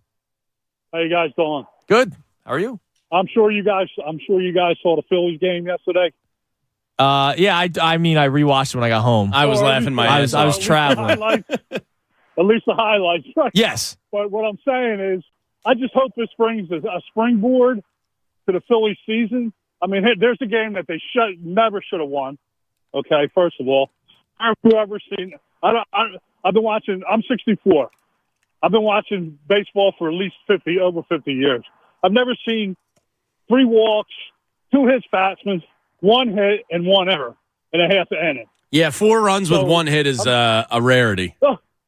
I've never seen it. And even the skipper, Thompson, said it in this post-game interview, said, I think I've never seen that. Let's just say they put together some good at-bats, Chris. Well, maybe so. But here's another thing. They still had bases loaded 7th. They had taken the lead 7-6, still 1 out, bases loaded, and they did nothing. Yeah, I mean, look, it's with the heart of the order up. It's been ugly. It has been. Okay. What I'm saying is, I hope they have this game as a springboard game into being more consistent, because this team is good. There's no question about it. This team could be a great team. Okay, and I just want to see more of it. It's just that that Citizens Bank looked like it was dead from the 5th inning on, from the 6th. I would say the 6th inning on. Got a nice crowd. And it just looked like, that was to me. Yeah, I mean, it's going to be tough when they're losing to the Mets and you're there. And plus, there's probably Mets fans that are being really annoying. You don't really have much to say. But then they got rowdy when they came back, man. Yeah, absolutely. I'm so happy about it, but I've never seen that in my life. A half inning where it was a clown show on the Mets. One hit. They scored 4 runs, took the lead, and ended up winning. Thanks for the call, Chris. That's all it took was 1 hit, dude. Yeah. It was amazing. It is unbelievable. I mean, it was kind of reminiscent of the Cardinals playoff game. Remember when Alec Boehm got hit? Yeah. There was a walk, and then there was so much weirdness that happened. Remember Yachty was waiting for the clouds to go and all that kind of stuff. And then Gene finally broke through with the single. But yeah, I mean, baseball, that's what happens. Mean Gene. All right, here's what we're going to do. Every day this week at noon, we got Ray Dunn producing the show for us the next couple of weeks. But this week leads us to the start of free agency. So, of course, rumors will be flowing. And it just happens every single year, especially in the NBA. Like you said, it's a great soap opera every single day. It is. It's amazing. So, I don't watch Days of Our Lives like John Kincaid. I watch the NBA. You watch NBAs of our lives. And it's probably just as interesting. Trust me. And more entertaining. But what we're going to do every day at noon is we're going to do a little NBA slop segment with Ray Dunn. And Ray's going to give us all the latest news surrounding the NBA, or rumors, I guess I should say, because they're insane. Ray, what do we have today? Let's slop All right, we got the athletic report from earlier talking about Harden. And we got to that already, but it's got everyone's favorite favorite guard that might be on the move, because every offseason, it wouldn't be an offseason if we're not talking about Dame Lillard. Oh, yeah. So here is the threat, I guess, demands. But if there isn't a meeting of the Trailblazers' minds in Portland this week, if the roster upgrades that are proving so difficult to pull off don't come to fruition, when the calendar turns to July and the crucial week that follows, it's all eyes on Miami from there. Lillard indeed has serious interest in joining the Heat, who would surely love to pair him with Jimmy Butler and Bam Adebayo. If it reaches this point, and there's still an if here, considering all the times Lillard chose not to ask out before, Lillard's wishes would matter a great deal because of the enormity of the contract. I think I hate him, actually. Yeah, me too. Dame. I officially do, because we remember we were chanting, we want Dame. I tried to help him 2 years ago. Like, Dame, come on, man. Just come over here with Joel Embiid. It'll be amazing. And it probably would have worked out pretty well.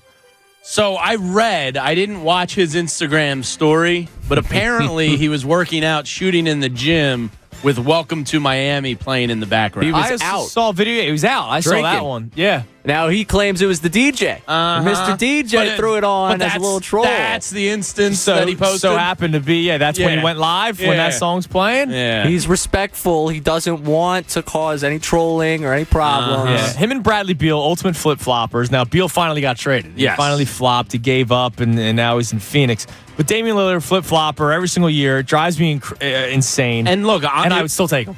Yes, absolutely. In a heartbeat. If I'm Portland, though, I'm probably done with you at this point. It's been proven you haven't been enough. We haven't been able to. And now you're telling me what to do with the 3rd overall draft pick? Yeah. You know what, dude? I'm going to build around Scoot now. See ya. We're going to go get a nice package. Thanks for everything. Yeah, love you. Because people love it. Portland loves Dame Lillard. They do. He's everywhere. His face is everywhere in that city. So, which is interesting because it's a Nike town and he's Mr. Adidas. Yeah, but hey, look, whatever. I mean, people love him. I would take him in a heartbeat. It Sure. is really annoying, though, because it's the same thing every single year. It's every single trade deadline. You name it. It's exhausting. I did see a tweet a couple weeks ago that made me laugh. He's probably picking the Miami Heat because they lost. Because he doesn't want to be... Remember, he's always about the grind, right? Doesn't run from it. He doesn't run from the grind, right? So he probably could have picked Denver, but why would he pick the winner? Yeah. He wants to pick the team that lost and help them get over It's the a hump. shame the Sixers don't. Would you trade Tyrese Maxey, Tobias Harris, and maybe whatever draft capital? For Dame Lillard? Yes. I would have traded Tyrese Maxey for Kevin Durant, and I was crazy. Yeah, I mean... I love Tyrese Maxey as much as everybody else. Yeah. Well, not as much as everybody else. I can't. Damian Lillard is a superstar. Yes. Tyrese Maxey is a rising star. We hope can become a superstar. Damian Lillard is a superstar. Right now, you are better if he comes here right now. If your big three is Harden, Lillard, and Embiid. Oh, that's you sexy. are better than Harden, Maxey, and Embiid. With all due respect to Tyrese, who's a sweetheart. Yeah. You're just better. No, I do that trade without even blinking an eye. No. It's like there is Tyrese Maxey or Luka. There are people better than Tyrese Maxey in the NBA. Yes. I mean...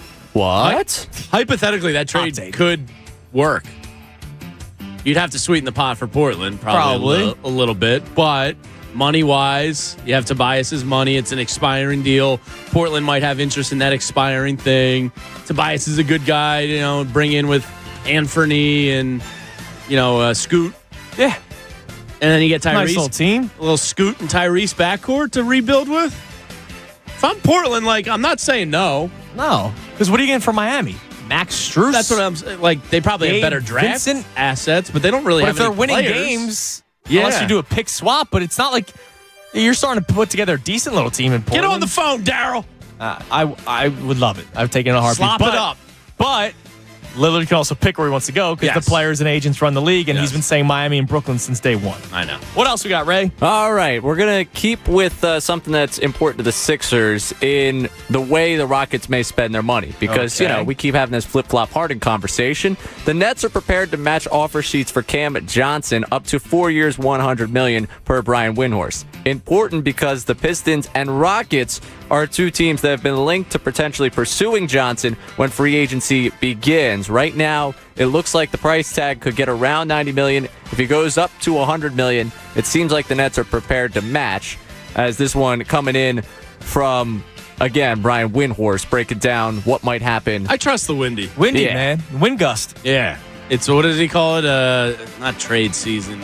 No, deal zone. Deal zone. That's what we've been playing. Yeah. We've been playing it on the show here. The deal zone. The deal zone. Why would they do that? Remember, that was the best. Is going on? That was the best thing. That was awesome. And he was spot on because they traded Donovan Mitchell like 3 weeks later. Yeah, no, he's actually on to stuff. Yeah, no, he's pretty good. People mock him because the LeBron thing and the size, but the guy is on to things. Oh yeah, he's good. His biggest thing was, I still remember a couple of years ago, he kept on pushing that the Sixers were going to trade Ben Simmons for Kawhi. And this was before Kawhi played for the Raptors. He was with the Spurs still. And he's trying to get rid of Ben Simmons. Like, there was this weird Ben Simmons thing. Like, I think he didn't like him from the beginning. And look, he was right. Yeah, if you're Brooklyn, is it kind of a sunk cost because he's part of your Durant package?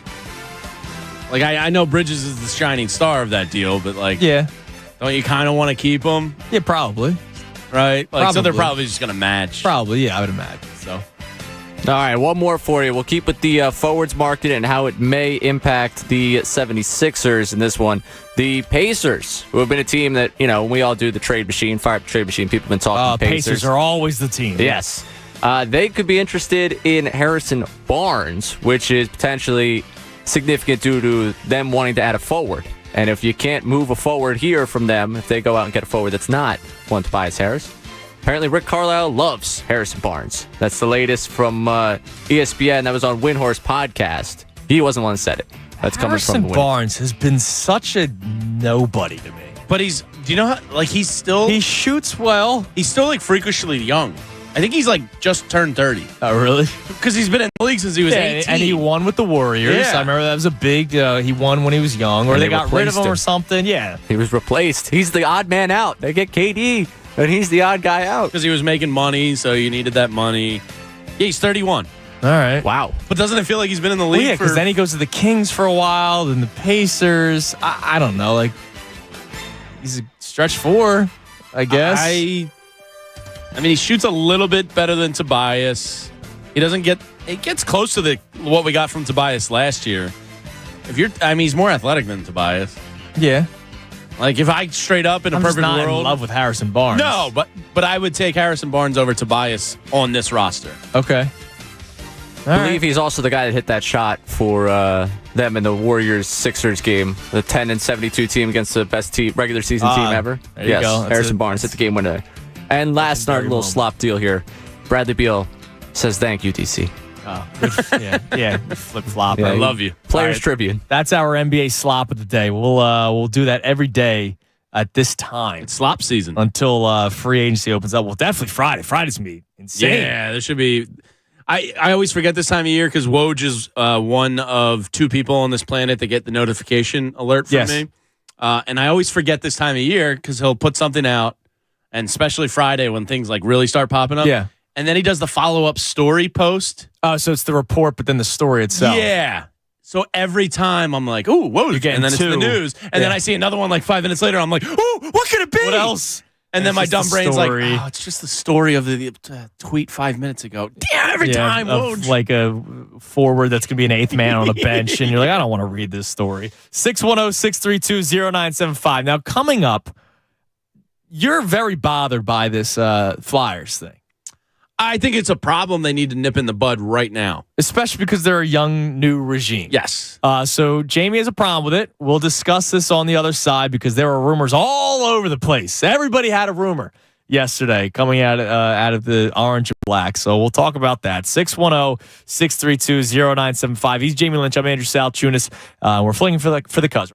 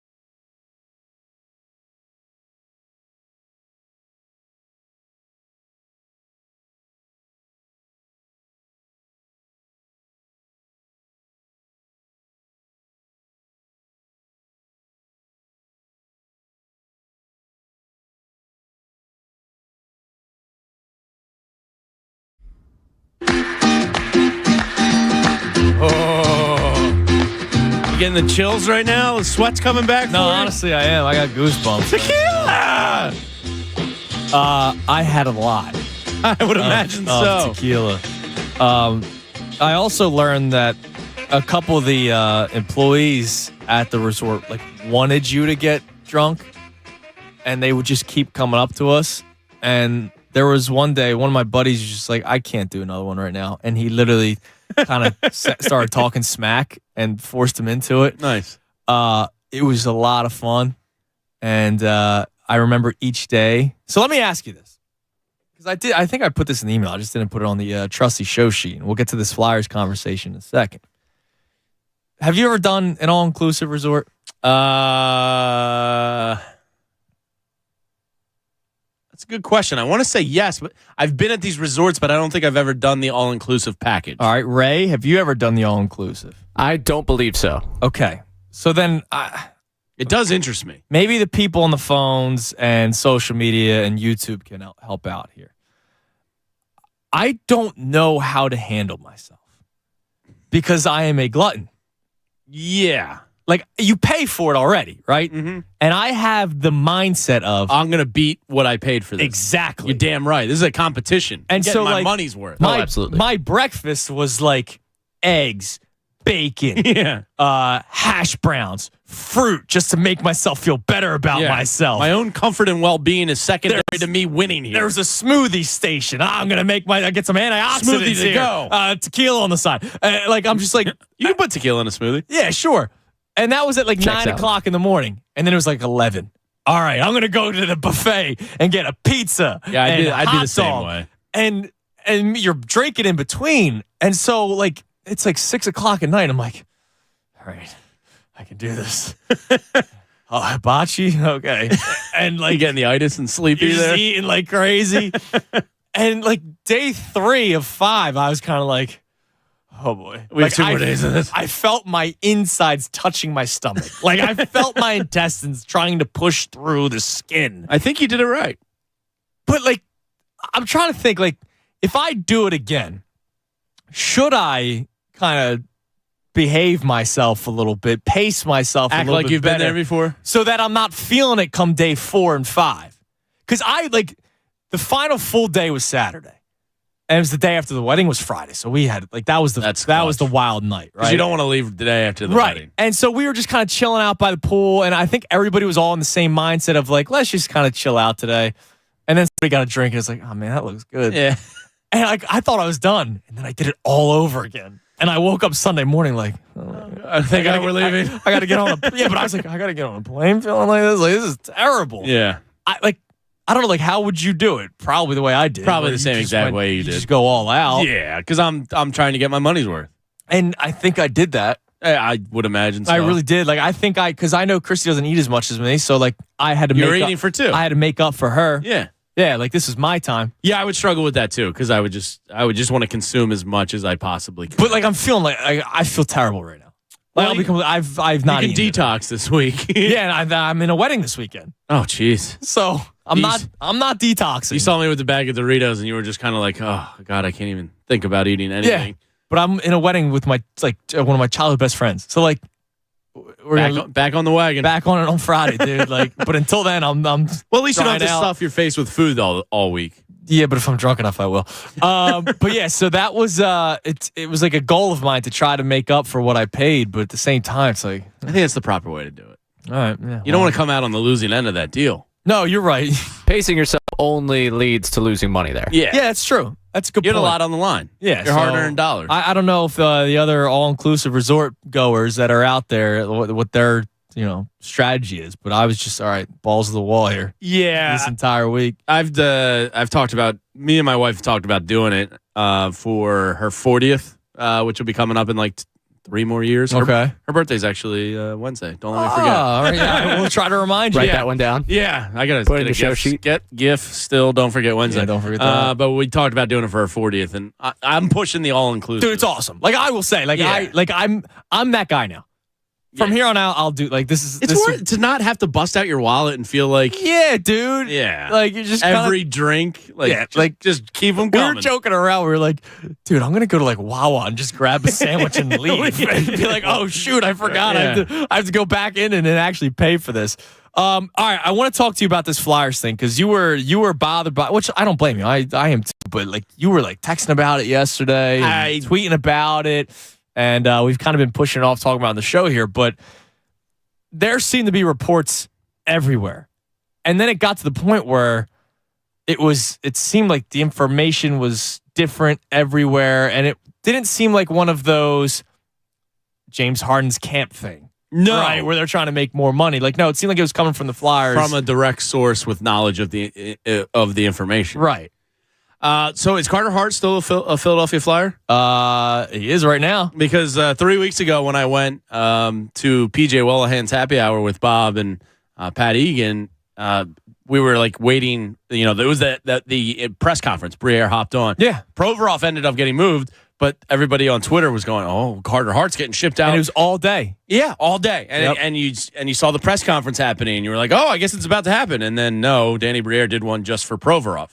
Carter Hart's still here. Yeah. Now you had Kevin Hayes to the Blues, allegedly for God knows what, draft capital. Mm-hmm. And then Tony DeAngelo to Carolina, and apparently there's a clause there he can't get back. No, because he can't go back to a team he was traded for left 12 months ago. So they're trying to figure. It just seems like every trade is going on through the public, and your Pierre Lebruns of the world are reporting these trades just at the finish line, about to be completed.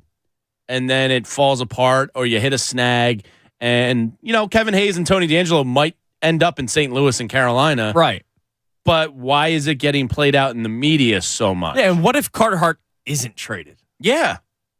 He's going to come back and be like, all right. So I think this new regime, and I love Jonesy, because he's a great dude. And I love what they've done so far. Yes, they're finally stripping it down, which needed to be done. Somebody needs to... You got to leak. Yeah. And I don't think, advantageous to the team in making these dealings that everything is out in the media before it's completed. Yeah. And then who knows if that does mess up a trade. I don't know. Absolutely. All of a sudden, the team that you're trying to deal with could say, well, actually, you know what? Maybe Carter Hart we want more at the 1 inch line from being completed. And then all of a sudden it's out in the media and I don't know. I just don't see how it helps the Flyers in any way, and I think they need to batten down the hatches. Yeah, look, that stuff might happen. New regime, like you said, it's a new regime, and it's two guys doing it for their first time. And that's what makes me think somebody. It's probably not Jonesy going to Pierre LeBrun like, hey, look, this is what we're trying to do. Tony DeAngelo to Carolina, just about done.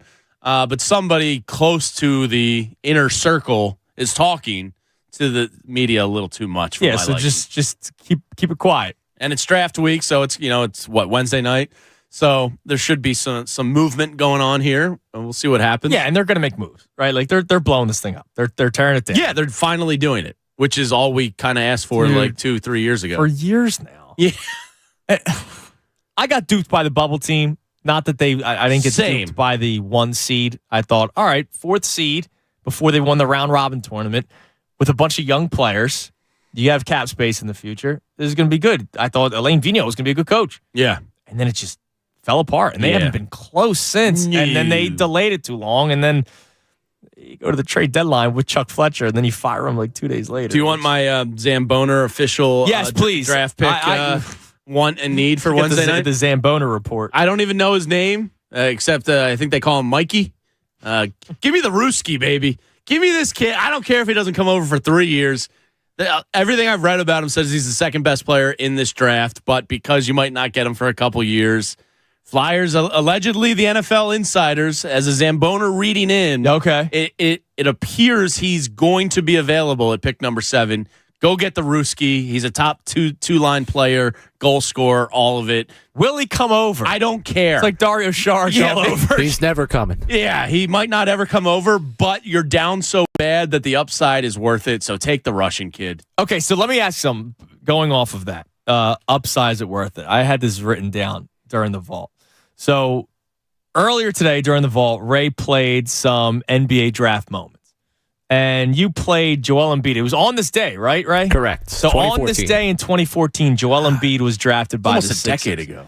And it's funny, when Ray told us about this yesterday, his first thought was everything that's gone bad since then, which more of bad than good. Draft-wise, at least. Draft-wise, more bad than good for the Sixers and for other teams. But I want to try to go positive light, because if that works out for them, they draft this guy and he's the next great one, right? He's the next Gretzky. But you just have to wait a little bit. Apparently, he smashed like OV's junior scoring records and stuff. Sign me up. Yeah, right? Say That'd less. be great. Yo, Vlad, send him over. Hook us up. Come on, here. man. We're down bad in Philly. So, things have gone well unexpectedly at times for Philadelphia sports, and Embiid's one of them. The Sixers should not have had Embiid. We wanted Wiggins, first of all. Winless for Wiggins. Yeah. And if Embiid's not hurt, he's not going third overall. No, he's going first. So that actually worked out for the Sixers. Yes. I'm trying to think of other times where things actually kind of worked out. I think for the Phillies, and you brought one the Phillies. Philadelphia sports, but you brought one up the opposite for the Phillies. Mickey Moniak was 5 for 5 the other night. He's on fire right now, and we gave up on him. And look, rightfully so. Yeah, I didn't disagree was a disaster. With it. Yeah, he had the big spring last year, got hurt, came back, and was actually awful. I think one that worked out for the Sixers was COVID and Tyrese Maxey. I was big, yeah, because I think he's the type of player where if he's in a tournament, he's good enough to get hot and go on a run and maybe lead, a not normal Kentucky team to a couple wins. He's at least drafted top 15. Yeah, I don't think he's falling to 21 if he plays in a tournament. Mike Muscala 3-point shot heard around the world. Man. Thank you, Moose. That was big. Yeah, that's a good one. So I think that's one that kind of worked out for him through some unfortunate circumstances. I'm just trying to think of other ones where Wheeler, not Corbin. That's a good strong one, yeah. And a lot of people wanted Corbin. Yeah. I wanted Corbin or James Paxton, who was the other left-handed pitcher, and he became a mess too. Yeah, he did. There's a lot of that with arms. Now, Jake Arrieta was the opposite. He was the guy they paid a lot of money for. And you kind of had to. Yeah, I know. But it did not work out. It did not work out well at all. So, yeah, if you could think of any, let us know, 610-632-0975 or of course on social media, because that's something we always tend to think the negative, right? And that's what you first did yesterday. Your first thought was to go negative. But there are times, even though it's few, because you could think of negative right off the bat, like Patrick Kane, the coin flip. So many things did not go well. Yeah. We've been through it, man. Yeah. Yeah. I mean, drafts are hard in all sports. You know what I mean?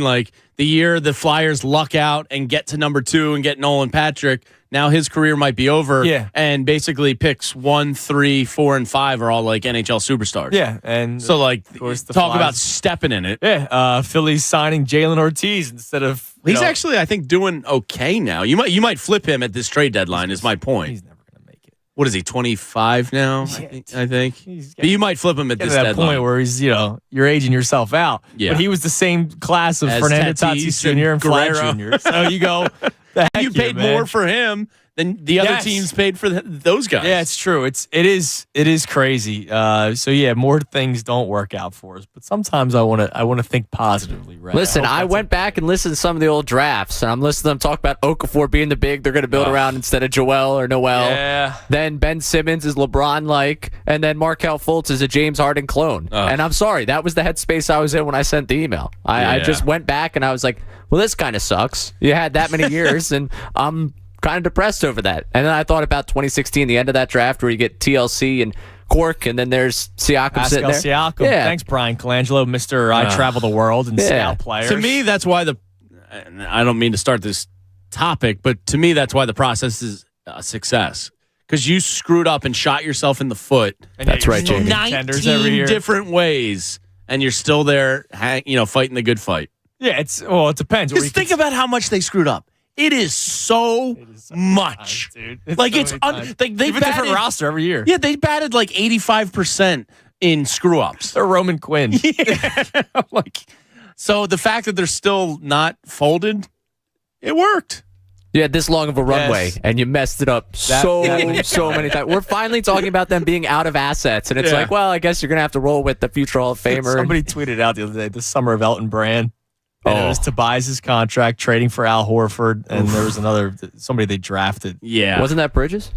Wasn't that his son? Might have been his so Elton got hired, I think, in August. Yeah, because Brett got thrown into the fire. Brett Brown was the one that made that post Bernergy. Just think about Bernergy. Dude, it's a story. It's a 30 for 30 in itself. It's a never-ending story. What was going on with the Sixers? But like you said, they're still contenders, and they've screwed up more than they have had successes. And so let's reset what we started the show with: the news over the weekend that James Harden, the Sixers are determined to sign James Harden to re-sign him. Could we play the Adrian Wojnarowski cut from earlier? It was Friday. You said it was Friday. I think when I was like 18 tequila shots deep, so I missed it. But we heard it over the weekend. But Adrian Wojnarowski was reporting that the Sixers, and this was after it seemed like he was coming here. But when Woj says it, you feel pretty good that that's actually going to be accurate. Here's what Adrian Wojnarowski said over the weekend about the Sixers determined to re-sign James Harden. Well, start with Philadelphia, Kevin. They're determined to keep James Harden, but it'll be a negotiation. It's probably not going to be just the traditional full max long-term deal that he's been able to command throughout his career. And then, look to his former home in Houston, where they have a tremendous amount of salary cap space. And, there's been a mutual interest in a possible return there. But the Rockets have a lot of other options, too, in free agency as they build out their roster. And there's always sign and trade possibilities around the league. The ability to go to a team that doesn't have salary cap space if they provide Philadelphia with assets, if they go in that direction. And teams can still move money around, create salary cap space that doesn't exist today. So a lot can happen, and I'm sure will happen before June 30th. But certainly, there's a pathway back to a contender with the Sixers. I think perhaps financially for James Harden, could make a lot of sense. And certainly a team with Nick Nurse as their new head coach certainly provides a backdrop for him to continue with a contender. I wonder what other moves they'd make to free up this cap space. Obviously, the Tobias one is the glaring one. Right? Yeah. It's on the final year of his deal. I think that's the only other move you got. Because, who's taking on PJ Tucker? Yeah, and he's got 2 years left. It's crazy to say, but a $10 or $11 million deal doesn't kill you in the NBA. Right. You know what I mean? Like Davis Bertans was making $23 million. Yeah, he just got bought out the other day. Yeah, right? yeah, basically Dallas. I forgot about his name. Yeah, man. Like Davis Bertans. A guy like that makes $22 million. Yeah. So 10 or 11 from PJ Tucker really doesn't kill you. Ideally, PJ's kind of a bench piece this year. Is Korkmaz done? What's his That's a great question. Dude, what's his Why contract? is he still here? He sucks, I think he's still here. He's so bad. And always has been. I know. And there was a legions of Korkmaz We're fans going to grow out there. Obama. And then remember the hype video? He's one more year at 5.3. I got to look at the stupid yellow shoes for another year on the bench. He's awful, man. Yeah, he's not good. Remember the highlight video where he lit the rim on fire? He did a training montage. And he put on the Batman mask. Yeah, it looked like Rocky IV. I'm watching Korkmaz work out during it all. He's only 25 years old. Yeah, they drafted him when he was 19. Dude, he sucks. He's very bad at basketball. He can't do any. Remember they tried him at point guard 2 years ago? Point Ferk. That was a Doc Rivers decision. Oh my God. He's so bad at basketball. And yet he's been on the Sixers for what seems like forever. It feels like a decade. He's Joel Embiid's longest tenured teammate. He's Jake Voracek. Voracek was here for a decade. Yeah, he was. That's who Korkmaz is going to end up I can't believe he's only 25 still. Yeah, he'll be in the league forever. No, Probably. maybe not. If he can't actually shoot. Yeah. I can't believe he's still here another year. So, that's a guy. He's making $5 million. You could probably move him at some point. At least Montrezl Harrell opted out. That was good news that you missed. Good. Yeah, that's like $3 million. That's right. $3 million. Yeah. Put it in the bank. Yeah. He could score, but played just zero defense. Didn't play a lick of defense, man. Furkan Korkmaz averaged 3.8 points and 1.1 rebounds last year. He's an expiring contract, so he could probably get moved. Honestly, Tobias Harris and Furkan Korkmaz are a package. Yes. They get traded together somewhere. Yeah, just get him out. Or if there's a 3-team deal, Korkmaz is going somewhere, and it's all because of salary. And that's probably what he's talking about. Daniel House Jr. opted in. Yeah, he's back. $4 million. Yeah, and I'm fine with that for an 8th or 9th guy on the bench. I know, or you move him for someone else. I don't know. I don't know. I'm just trying to think of the money that you could actually It's move. all Tobias. Yeah, I mean, that's a lot. And Keith Pompey says there's 3 teams with interest. Daryl Morey basically mocks Keith Pompey on Twitter and says, that's not really a source you should listen to. It was kind of. Does Morey being so online bother you? No, I don't really care. Because he responded to Hoops Reference, the Twitter account, about like not trusting Keith Pompey, and then Morey's engaging with that. Like, it doesn't bother you? No, because maybe he's trying to up the offer for more from Cleveland. Right? Does it it's not a capital offense. I don't. No, I think it's cool in that people can relate to him a little bit, and like he engages. But at the same time, I'm like, should you really be tweeting about the reporters that cover your team like that? Right. And also, should you be reporting about something that's actively happening this offseason while you're trying to make a move about it? Like, I don't know where the leverage point is there for him, where it's like, this is going to be great, other than maybe I'll get a couple of jokes cracked at someone's expense. I also wonder, like, what was it was the Lucy holding the football, pulling the football away from Charlie Brown. But my thing is, what in the article is he talking about? I think he's saying that Keith is Lucy, right? And he keeps putting these trade reports out there. Right, but it was the 3 teams. But then also in the story, it was the Sixers are adamant of holding on to Tobias. Well, until they ink Harden, and then they can move him. They're adamant until Friday when they get actual pen to paper for Harden. What is he doing the Lucy thing for?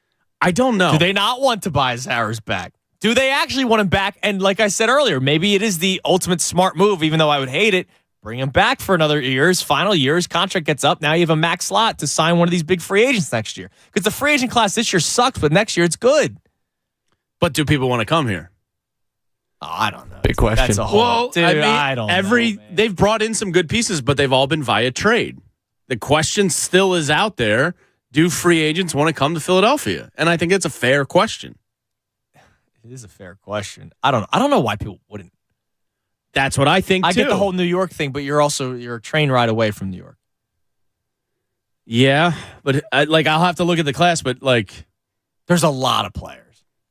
Are they going to want to sign with Philadelphia? Somebody's going to want. If your plan is somebody's going to want a max contract.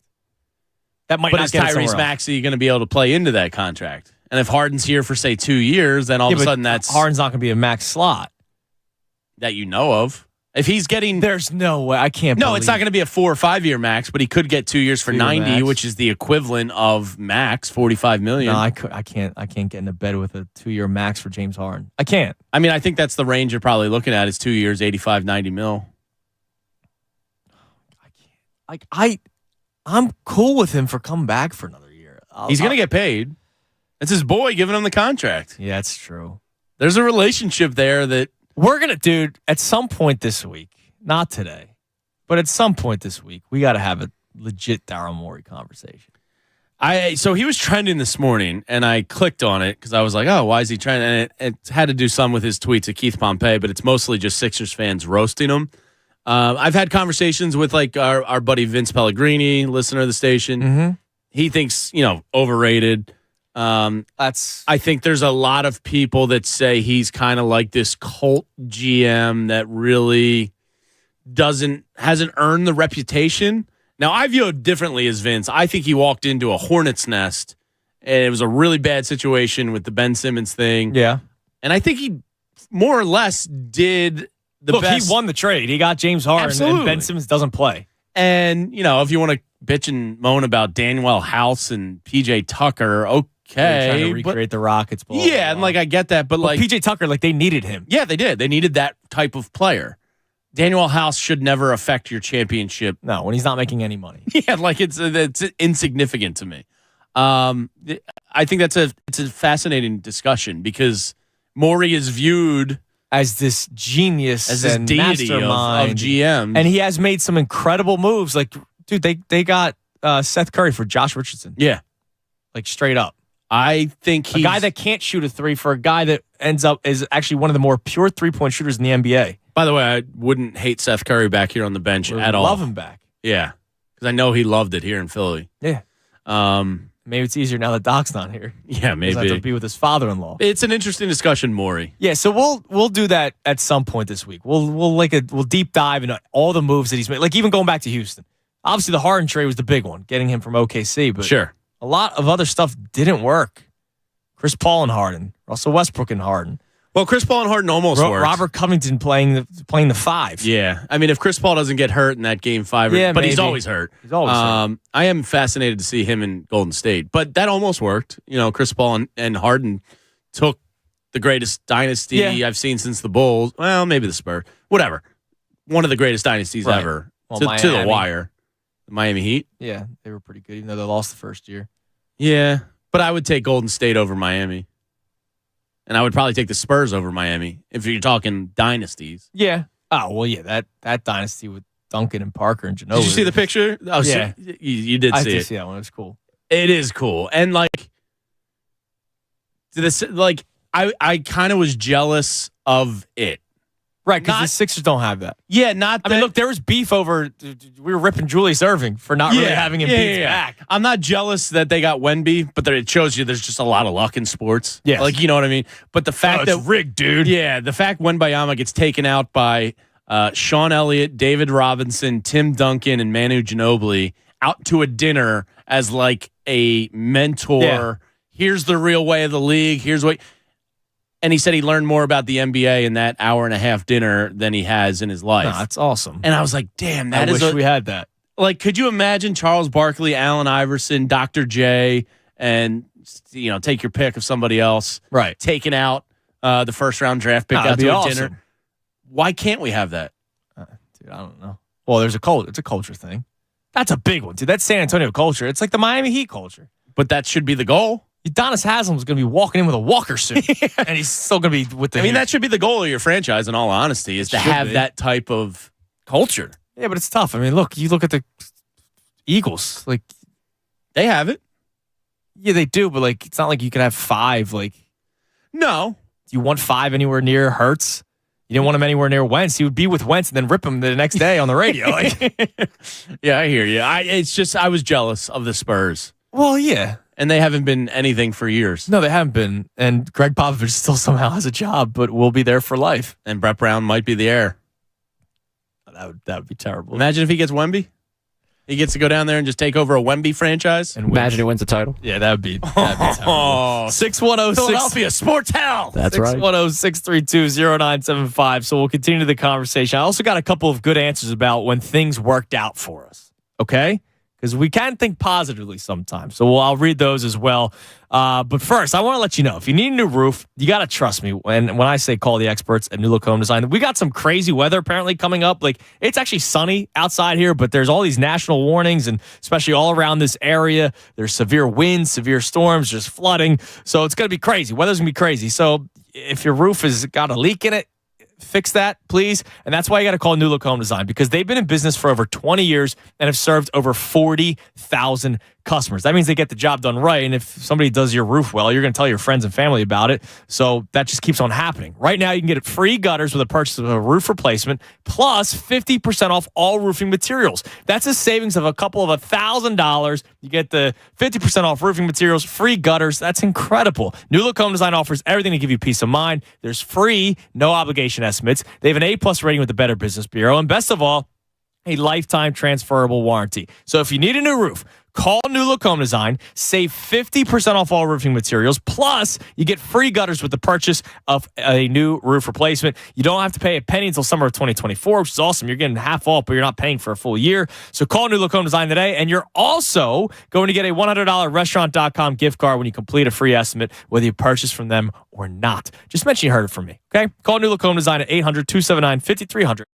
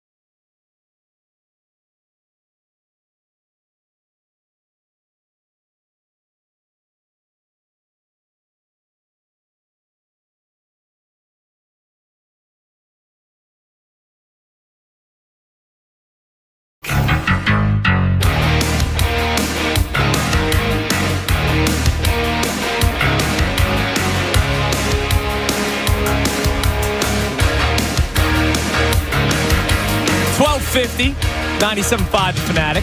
Did you see the new Top Gun? No. Do you have any interest? No. You're not really a huge movie guy, though. No. It was pretty good. No, I mean, like, I saw the old one. Is it the same? Yeah. Kinda. Like, I don't It's good, though. It was a good movie. I don't need to see the new White Men Can't Jump. I don't either. It's the same exact. Isn't it the exact same thing? They just have different locations. Jack Harlow. Pass. I'm not gonna watch it. Like, I saw like the preview for it, and it was the exact same thing. He hustles the hustler. Yeah. They team up. He loses his money. They then go to the big tournament. And there's no Rosie Perez this time. Right, which is a huge loss. Yeah. But it's this, like, it's, I don't. Foods that start with Q. So I don't need to see. Quince? Is that the answer? Quiche. Quiche. But no, she was. Wasn't it quiche? Quiche is good. It is. Oh, you a quicheman, Bo? Cooper. Yeah? Dude. It's all he's. Yeah, quiche is My good. mom made 2 pans of quiche for a while because they watched him while we were just to have gone. ready in the fridge. He ate them within the first 3 days. He was there for 5. Yeah. I forget what there was like an answer that she won on the show. Yeah, I'm blanking. But it was something with Q's. Yeah. But yeah, like, I don't need to watch that. So is Top Gun the exact same thing? It's different. Goose Eyes or whatever? Like, it's good. You just have to watch it, man. Does the Mission Impossible series do anything for you? Because that's coming out. No, I've not watched one of his movies. Tom Cruise. I've seen the stunts, and it's amazing. Wait, one of the Mission Impossibles or one of his movies outside of Top Gun? No, one of his Mission Impossible movies. Okay. Yeah, It's a pretty good series. It's entertaining. I just, like, I still haven't watched John Wick. Oh, come on there. I still haven't seen John Wick 4. I thought I was going to do it when my wife was up in the Poconos last week. Didn't get to I remember it. I watched Bourne Identity when it came out. When was that? A long time ago. Oh, my God. That's Jason Bourne. And I haven't really watched it again since. Yeah. Fast and Furious. I've never watched any of those. They have like 13 of those now, don't they? I watched the first like 5 in one day because me and my buddy Jimmy were really hungover. And it was like a Saturday morning. It was when we were living together, so this is pre-marriage or anything. And it was like... just laying on the couch. Yeah, it was like 8 o'clock in the morning. I put it on, and then the second one played, and then the third one played. And then we got pizza, and the fourth one was still playing. And then we felt sick from eating the pizza and watched the fifth one. And it was like 10 o'clock at night. And like, what just happened to us? I was like, oh my God, I got to go to work tomorrow. Like, we got to stop watching this. But yeah, like, I don't know, like the action trilogy series. Like when I go to see a Mission Impossible, I'm not there. Like I don't really care about anything other than entertain me with some cool stuff. Like I don't care about the plot lines and holes in it and this and that. It's like just entertain me. Yeah, but like launch a motorcycle off a cliff, drop down from a ceiling. I'd rather watch something where I do want to actually pay attention. Like Christy is sometimes movie theaters just need to be. Oh, you're going to the theater for these movies? I went and saw the Spideyverse recently. Yeah, I've not watched a single of Avengers, DC, whatever the hell the world Marvel? is. You haven't seen any? I haven't watched a single one. Oh, boys. Now since I watched, whatchamacallit, Iron Man when I was like 12. I am not Mr. MCU, Sure sounds like you are. Yeah. But like last year or the year before, when my wife took the girls up for her girls trip with her mom to the Poconos, I sat down and just like actually watched some of them. Went through it. I did it like in order. So like they kind of like there sounds is like an MCU guy. Yeah, he's. I totally get it. After doing this, I totally get it. They're really entertaining and fun. I'm sure they are, but I feel like I'm so far behind at this point that they're still making more. I thought it was over. Yeah, I think they're. There was a war. Endgame. They called it Endgame. That has to be it. They're still making more. Yeah, man. I think they're coming out with a Craven the Hunter. And you know what? People are going to go in there and make a ton of money off of it. Who's one of Spidey's enemies. I'm a little late. Yeah, it's pretty good. Now, I did eventually watch Game of Thrones. I was not a Thrones guy until Christy got pregnant. We had nothing to, we weren't going out anymore. See, dive in one time. Watch like a Thor Ragnarok or something like that. And you guys you'll drink the Kool-Aid. I don't think so. I doubt it. I really don't, because I don't know that much about my Ray beef with yet. Ant-Man. I think Ant-Man's like Ant-Man's the lame. dumbest thing. Like I could squash him and it's game over. Like it's stupid. I think he's the worst of the... sorry, I'm going to offend people. The MCU. Oh, dude, I get crushed every time for this Ant-Man thing. He's got the strength of a million people. Like, all right, well, that's stupid. I like, don't know he's the anything size about of it. it. He's an ant. Yeah. Come on, I knew man. that Evangeline Lilly, who was Kate in Lost, it was his small cohort. She played, like, I think something. And she was... Kate from Lost, like, stole a piece of my heart back in, like, 2005. Yeah. That's good. Yeah. You never watched Lost? Of course you didn't. No, and I never will. And there goes my chair. Oh, wow, Jamie, you're Ant-Man. You just tried. He's turning into Ant-Man right before our eyes. 610-632-0975. Let's go to Mitch in Phoenix. What's up, Mitch? Mitch in Phoenix is still awake. How you doing, guys? I'm glad we didn't put you to sleep, Mitch. That's our sign of endorsement right there. No, the writer is great. Spider-Man, Ant-Man, it all applies to what's going on. I get it. Question. The word culture is being thrown around a lot, comparing certain NBA teams and their history and whatever. If you Google the word culture, it has no room for sports whatsoever. Okay.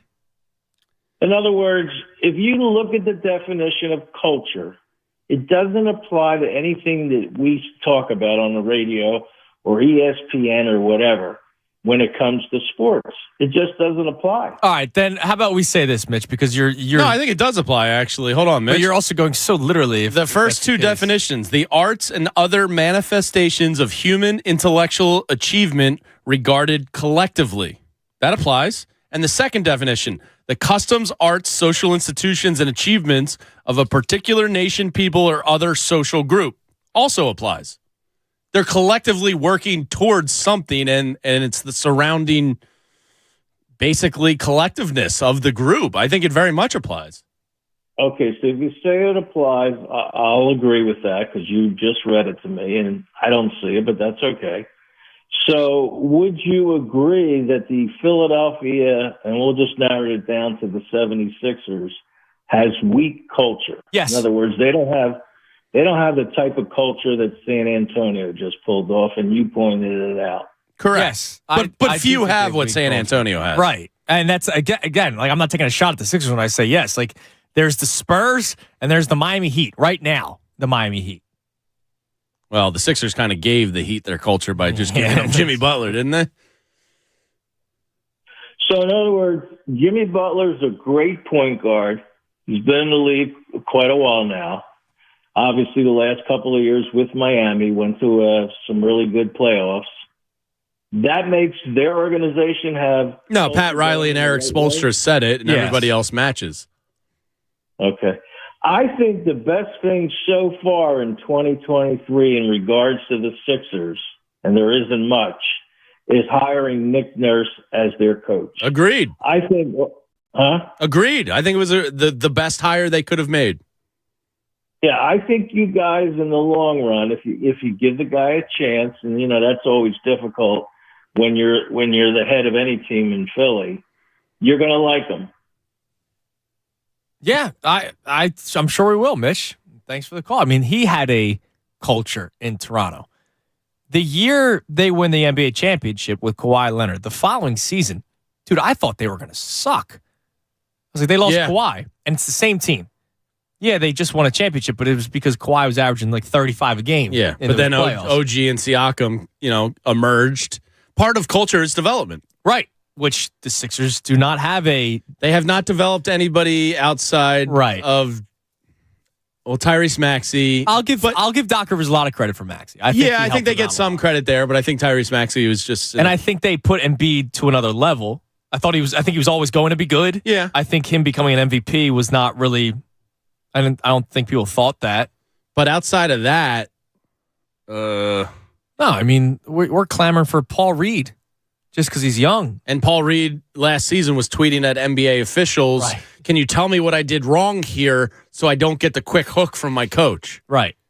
Yeah, that's a shot. I mean, yeah.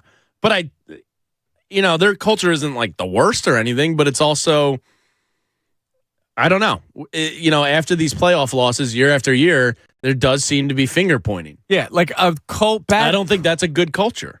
Now I'm trying to think of what a bad culture. Right? Like, I don't know, the Clippers. Like they've had all, and look who the previous head coach was. It was Doc Rivers before coming here. And JJ Redick didn't forget about the shot he took. Did not take a shot. Yeah, he did not forget. And then since then, Paul George and Kawhi just don't play. I know they're hurt, but they just don't play. I mean, I would say the Charlotte Hornets culture, like under MJ, wasn't great. Yeah, it's a bad culture. That's It's losing franchise. That the Washington Wizards is not bad a good culture. Is losing franchise. Yes, the Sixers have not gotten out of the second round of the playoffs, so they're a successful team every single year. They're winning 50+ games. The Sacramento Kings, until recently, was kind of a bad culture. Yes, there's bad cultures around the league, and it could also follow players. Who knows about James Harden? Yeah, like I said, I don't really know much about the guy. Like, there could be something, like Doc Rivers said something to him about going to Vegas when they had the extended time off. I was okay with him going because they had 8 days.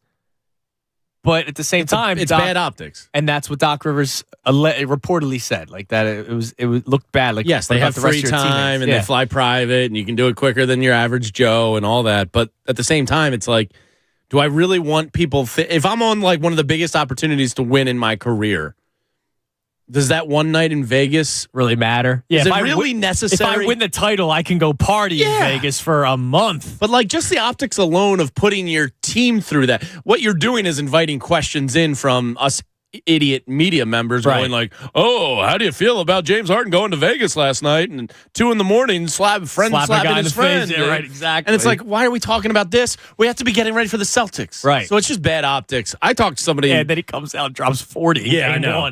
I talked to somebody around the league who worked in the league for a long time, knows a lot more about the NBA than me and the inner workings of it.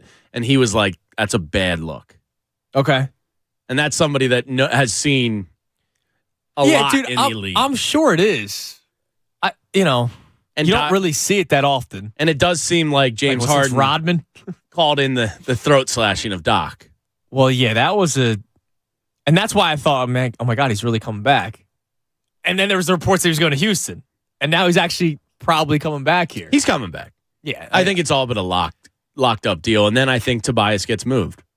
I really do. I don't think you can run it back the exact same way. I think you have to tweak it somewhere. No, you have to because you can't. Like again, Daryl Morey should not be thinking of fans when he's making moves. But dude, if you're coming back with the exact same team, that building's not going to be dead because you have the reigning MVP and you have a young rising star in Tyrese Maxey who everybody loves. And James Harden did have a good season, so if they come out the gate and they're playing really good basketball, people will start showing up. But you might know what the end result's still going to be. Yeah. Like Tobias Harris isn't going to become a scoring assassin, right? Stop it. This assassin score crap. Assassin score, yeah. You got to package the assassin score in the bomber, and you got to just move on. Dude, that's it. That's your plan right there. I can't do the cork. I can't do the cork anymore. Yeah, just can you just cut him and eat the money? By the way, earlier we talked about when things have gone right for Philadelphia sports teams because we can always point out to the things that have gone wrong. 2 good ones on social media. This one from Jamal. Getting Malcolm Jenkins instead of Jarius Bird. Oh, that's a great one. That's a great one. And we all wanted Jarius Bird. And because he was Chip Sky from Oregon. Yeah. Like, it just made sense. Like, nobody wanted Malcolm Jenkins. Nobody. No, I wasn't, like, clamoring for him. And you get Malcolm Jenkins, and he was a vital part to the Eagles winning that Super Bowl. Now, also from that year, Joe checks in. One good turn of events from our, quote, franchise quarterback blowing out his ACL, which we all thought season over, was Foles winning the Super Bowl. Sure. And that might be the winning example there. Yeah. Like, do you believe, now there's no way we can ever know or prove this, do you believe the Eagles win the Super Bowl if Carson Wentz is the quarterback? I do. He was playing out of his mind. See, I don't. I do. I don't think because of just the Super Bowl. Like, think about how perfect he would have had to have played. Yes. Okay. Like, perfect. Because Nick Foles, whatever the hell happened, he was like, he was near perfect that game. And he was throwing balls on like when you think about the Zach Ertz 4th down toss and the Alshon touchdown and the Corey Clement touchdown. Like, he was putting them exactly where he needed to be. So I don't think any other quarterback gets it done that day except Nick Foles, in all honesty. Dude, I was talking to my buddy Sean yesterday. What do you say, Sean? And we were on the bus ride to the airport, and he showed me the photo of Wentz with the bear. Oh, yeah, he was getting some guff, as they say. And I still can't help but say, what the hell happened? I know. He was so good. I was at his first game versus the Browns when he threw a post route touchdown to Jordan Matthews right by the pylon. Yeah. I was sitting right in that section in the corner, and I was like, this is it. I remember we got it. I remember that week 3, the wheel route to Darren Sproles down the sideline against the Steelers, and I'm like, this guy's. We got our franchise They won quarterback. Monday night against the Bears. Yeah. I'm like, geez, this is amazing. And then this happened. and he's not even on a team. No, he might not even be in the league. He might not be. Did you see he's working out with Gruden down in Tampa? Yes. Yeah. Great guy to hit your wheels through. But like, in all honesty, like, what are you doing, dude? That's not good. You want to talk about optics? Yeah. The guy got fired for all those old emails, like, and you're gonna hit your wagon at him, which Dan Snyder definitely leaked. Yeah, for sure. But like, come on, Wentz. Like, I know. Not that I'm rooting for you or anything, but yo, dude. I couldn't help when I saw somebody sent me the screenshot of him with the bear, and it was a beautiful looking bear. And you know, the soy boy lib in me was like, "Oh, why are you killing a bear? At least kill something you're gonna eat." Well, he might eat it. Maybe. I guess. Might. People eat bear. Yes. Is that a thing? Is that a thing? Ugh. Yeah. What's it like? I don't know. Anyway, I saw the picture and I immediately was like, "Oh, I gotta check this comment section out." And I just started scrolling. Oh my god! And I was the amount like, of jokes. Oh, he was actually aiming for a deer and missed. I saw one of those. It was highly entertaining. He was aiming for an eagle but hit a bear. This feels all too familiar. It was. It really is amazing. Get the popcorn man. ready. It was a good time. People were having a good time with the Wednesday. Yeah. We got 2 things we've been workshopping in here that worked out. Both quarterback. No Mariota, no Wilson. Russell Wilson might be the greatest because did you hear when I read what the equivalent of what the Eagles would have given up? A.J. Brown. And It's Jalen Carter, Jordan Davis, A.J. Brown, Jalen Hurts, Josh Sweat, and a future second. Like you would have decimated your franchise for a decade. So that's a great one. It really worked out, but he's working hard out there. Yeah. He's Well, lost thank you, some Russell, weight. for saying no. Yeah, I know. We appreciate it. That was huge. Let's go to our buddy Tasty Cake Dom. What's up, Dom? Hey, Andrew. Hey, Jane. How you doing, man? I'm looking at you on YouTube too as well. I just got done my route and I put on YouTube, but I had to call you and I had a nice spirited. I've said this for a while, Andrew, since first with you. Whoever does the hiring at the Fan hires young guys that like Mike.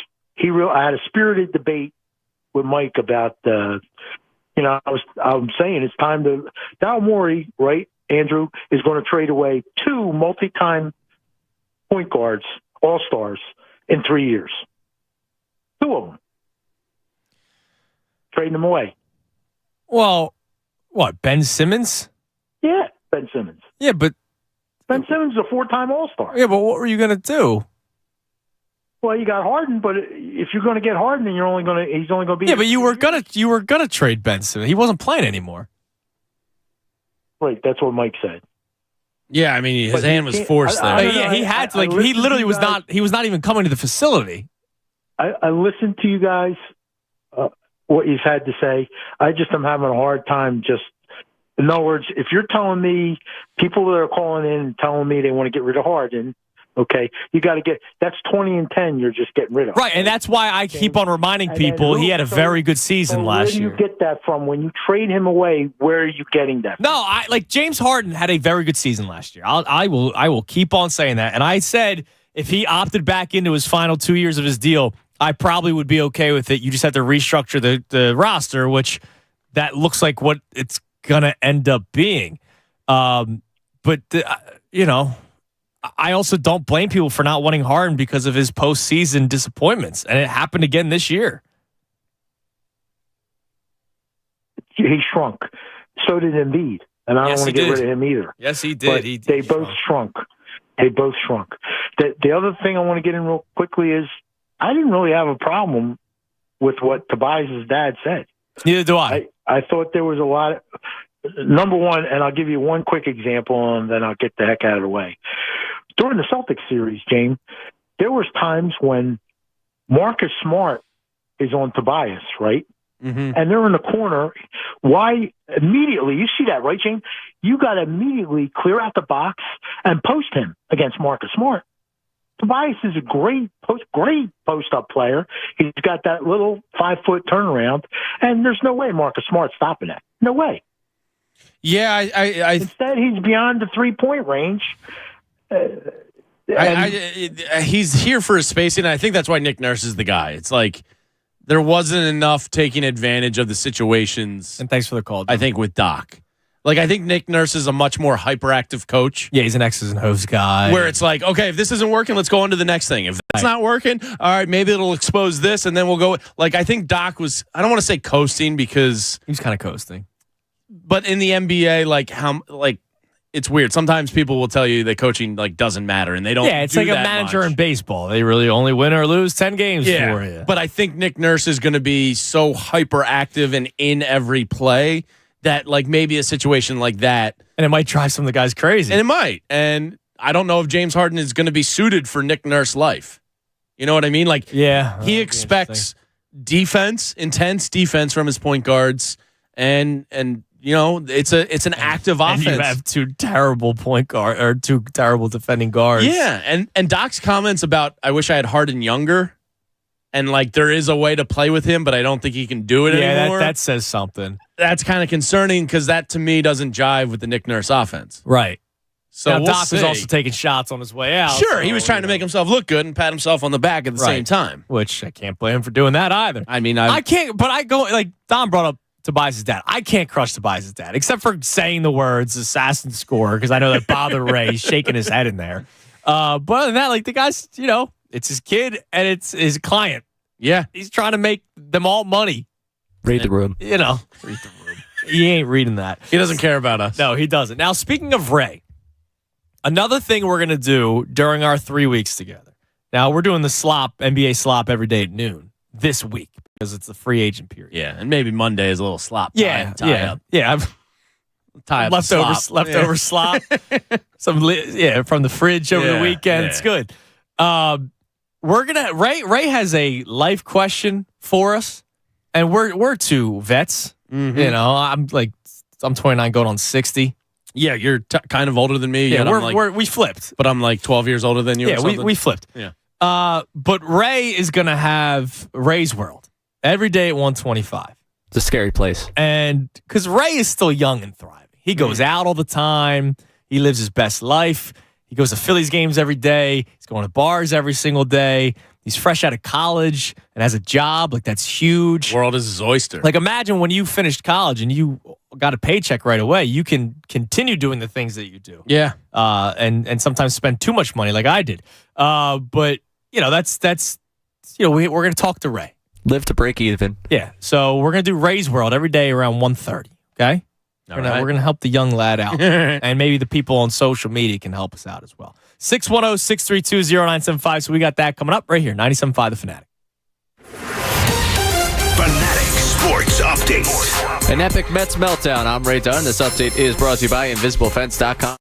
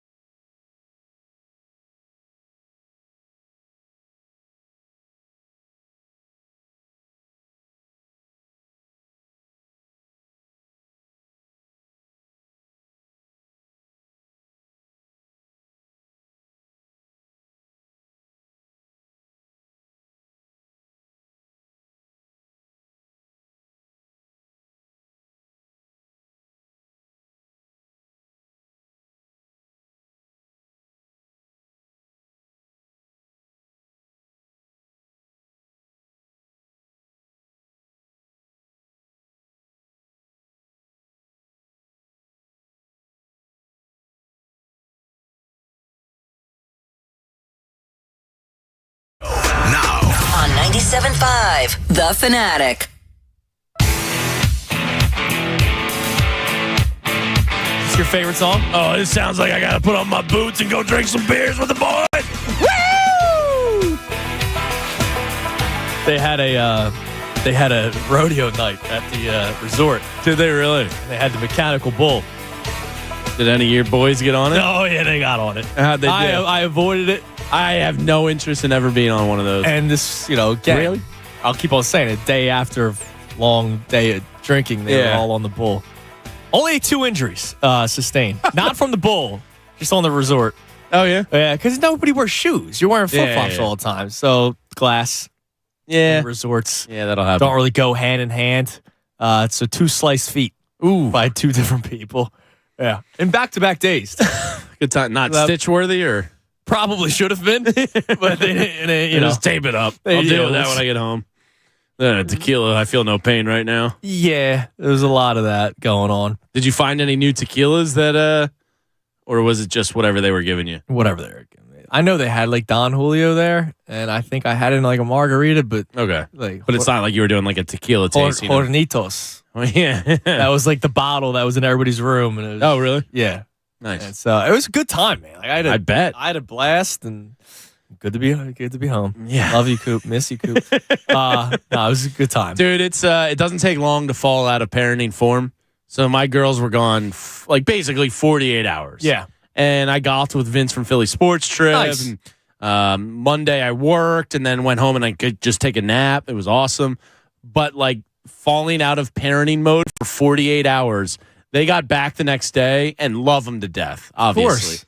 But oh my God, do they ask you for a lot?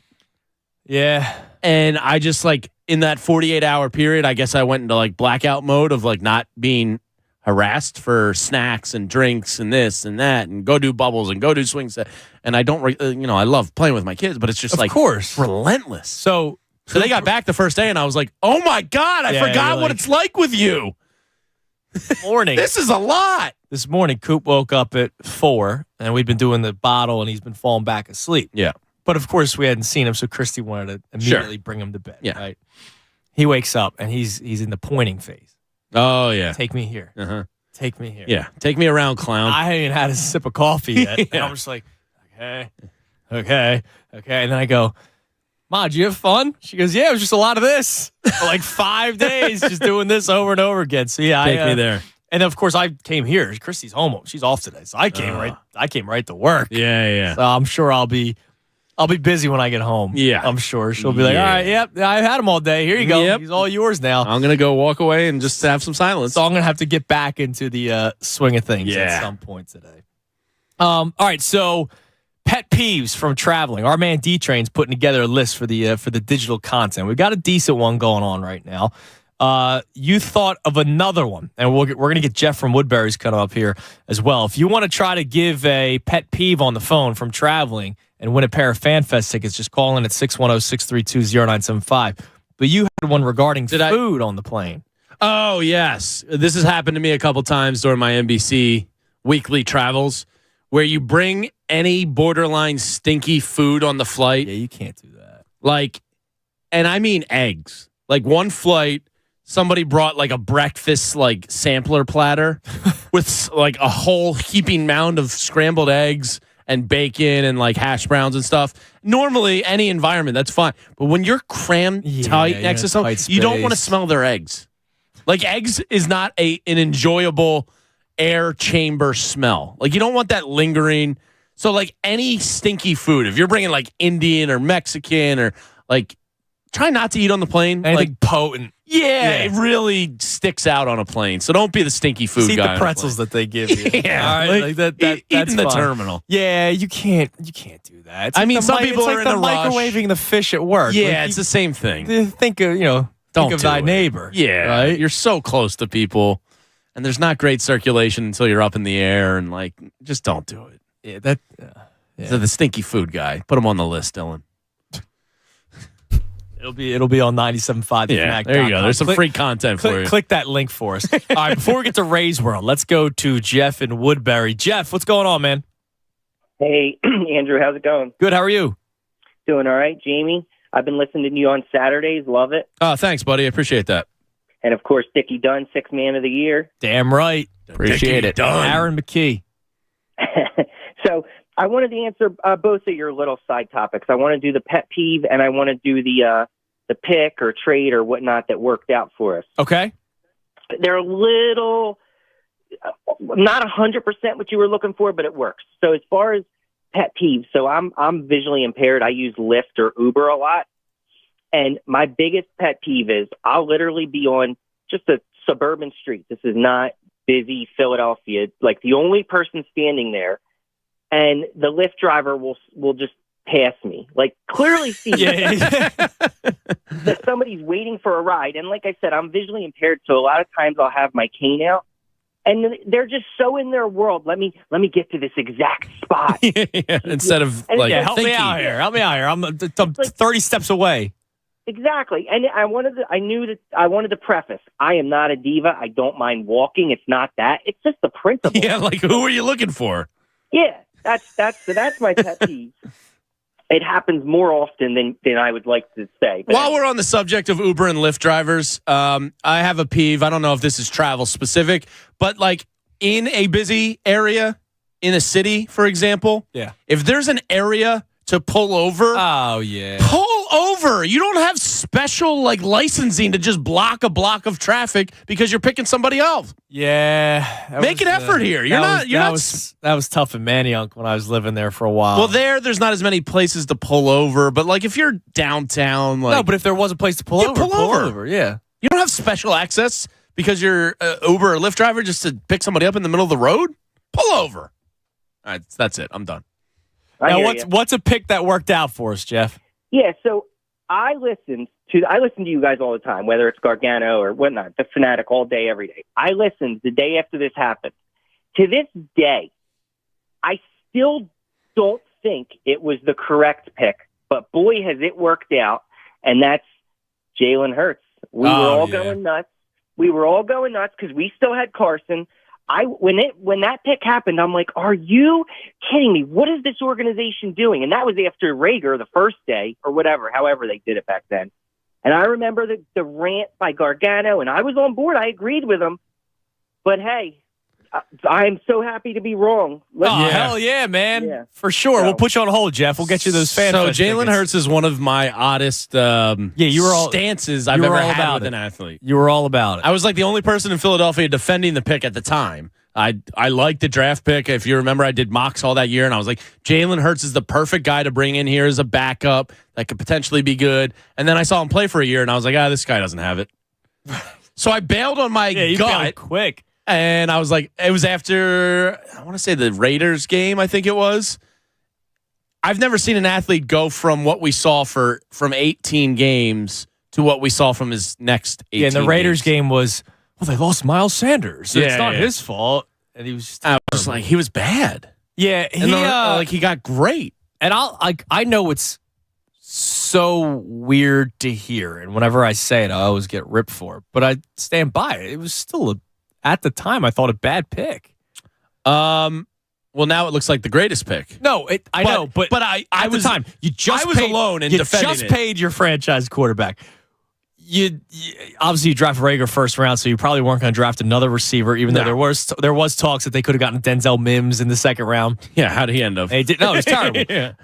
They needed a linebacker. They needed a safety. Sure. They needed a corner. All these guys were on the board in the second round, and you went backup quarterback. Was Jeremy Chin the safety? Jeremy Chin was the safety. You went to Carolina, I believe. Yes, he did. And so you had all these guys that Kevin King was the corner out of LSU. Mm-hmm. Like there were guys where you're like, wow, he's still on the board? Like, yeah. And then they go Hurts. And remember, all the draft people were third round pick, fourth round pick. But look at the quarterbacks that went after him that year. And that's why I think ultimately they made the move because, well, one, the reason I supported it at the time, I was like, well, look, they don't have money anymore. It was a cheaper option to go get a veteran backup. You need a backup. I was like, this kid's got potential. Grab him. He's cheap for 4 years. It just made a lot of sense to me, and then I saw him play and was like, I didn't see it the way you did, and I was like, wow, this is a terrible to me, always, I would draft a quarterback, even if I had Patrick Mahomes, I'm drafting a developmental quarterback every 3 years because it's the most valuable asset in the NFL. Yeah, you could flip it. You can always trade it. Look at Jimmy G. Yeah. He played 9 games for the Patriots, Right, yeah. and they ended up getting I don't know Couple what picks, I think. Yeah, they got a good booty from the 49ers. So to me, always take quarterbacks. I oddly think what the Commanders did, or the Washington football team, with Kirk Cousins and RG3 in the same draft was borderline brilliant. Yeah, you went first round pick, and then Fourth? Cousins was fourth. Yeah, Something like that. It's the most valuable commodity in sports. It's never a bad investment. Well, I shouldn't say never, but it's usually always a sound investment. You just hope that your quarterback has the mentality to be able to deal with he didn't from the very beginning. And it was reported that he was unhappy with the selection. And you I should think probably let him know too. that's probably part of why they took him. They probably had fears about Carson. This guy is This guy's mentally a little off. There's something. But then they also tried moving on from Hurts afterward, right? So it's the Russell Wilson, Zach Wilson, because they saw Jalen Hurts play and they didn't believe yet. It's amazing. So yeah, his trajectory is wild. Jeff's call spot on. That one worked out because he's right. The majority of people, I know there were a lot of day one Hurts people. Right, with you, and there were people that never left. And then I bailed. There were people that never bailed. And credit to you guys for sticking through it. And as Jeff said, and I will say it over and over and over again, I am so happy I'm wrong. Yeah, and I said that too. I was like, if he proves me wrong, it's the greatest thing for the Eagles. Yeah. And that's all I care about. I will, and that's I will never be the guy hoping to be right unless it's a positive thing. Yes, I'd prefer my teams be good than me be right. Right, I like being happy at work. I don't like being miserable. Yeah. It's much more enjoyable when we're happy and things are going well, and that's what all of last season was. Yeah, I still can't believe. Is there any fear in you that he regresses some? Or are you supremely confident now that he is going to repeat what he did last year? Because I'm not there yet. I'm not supremely confident in it. I mean, if he takes a slight step back from being a runner-up for MVP, that's, I guess, fine. His top 10 quarterback this year. Do you think he's surefire top 10 quarterback? Yes. At this point. Yeah, I do too. Because your bottom in the tens is Lamar Jackson. Yeah, it's not very good. Daniel Dak Jones Prescott, Daniel Jones around there. Goff. Yeah, I don't know. Is that your boy Goff? No, I saw it this week. I think it was Coward went through his list of guys he thinks better than Dak, and he said he had Goff on that. I don't think that's fair. No, I don't think it's fair either. Anytime I could throw Goff in the conversation, it's all good time. hands. Daniel, you said Daniel Jones. It's pretty. There's not a lot of good quarterbacks. No, it's pretty bad. And then you don't know who's Rodgers, right? I think he's going to have a bit of a resurgence this season. He's got Garrett Wilson to throw bombs. Right. To. But who's he going to be? Is he going to be Peyote Rodgers? Is he going to be what?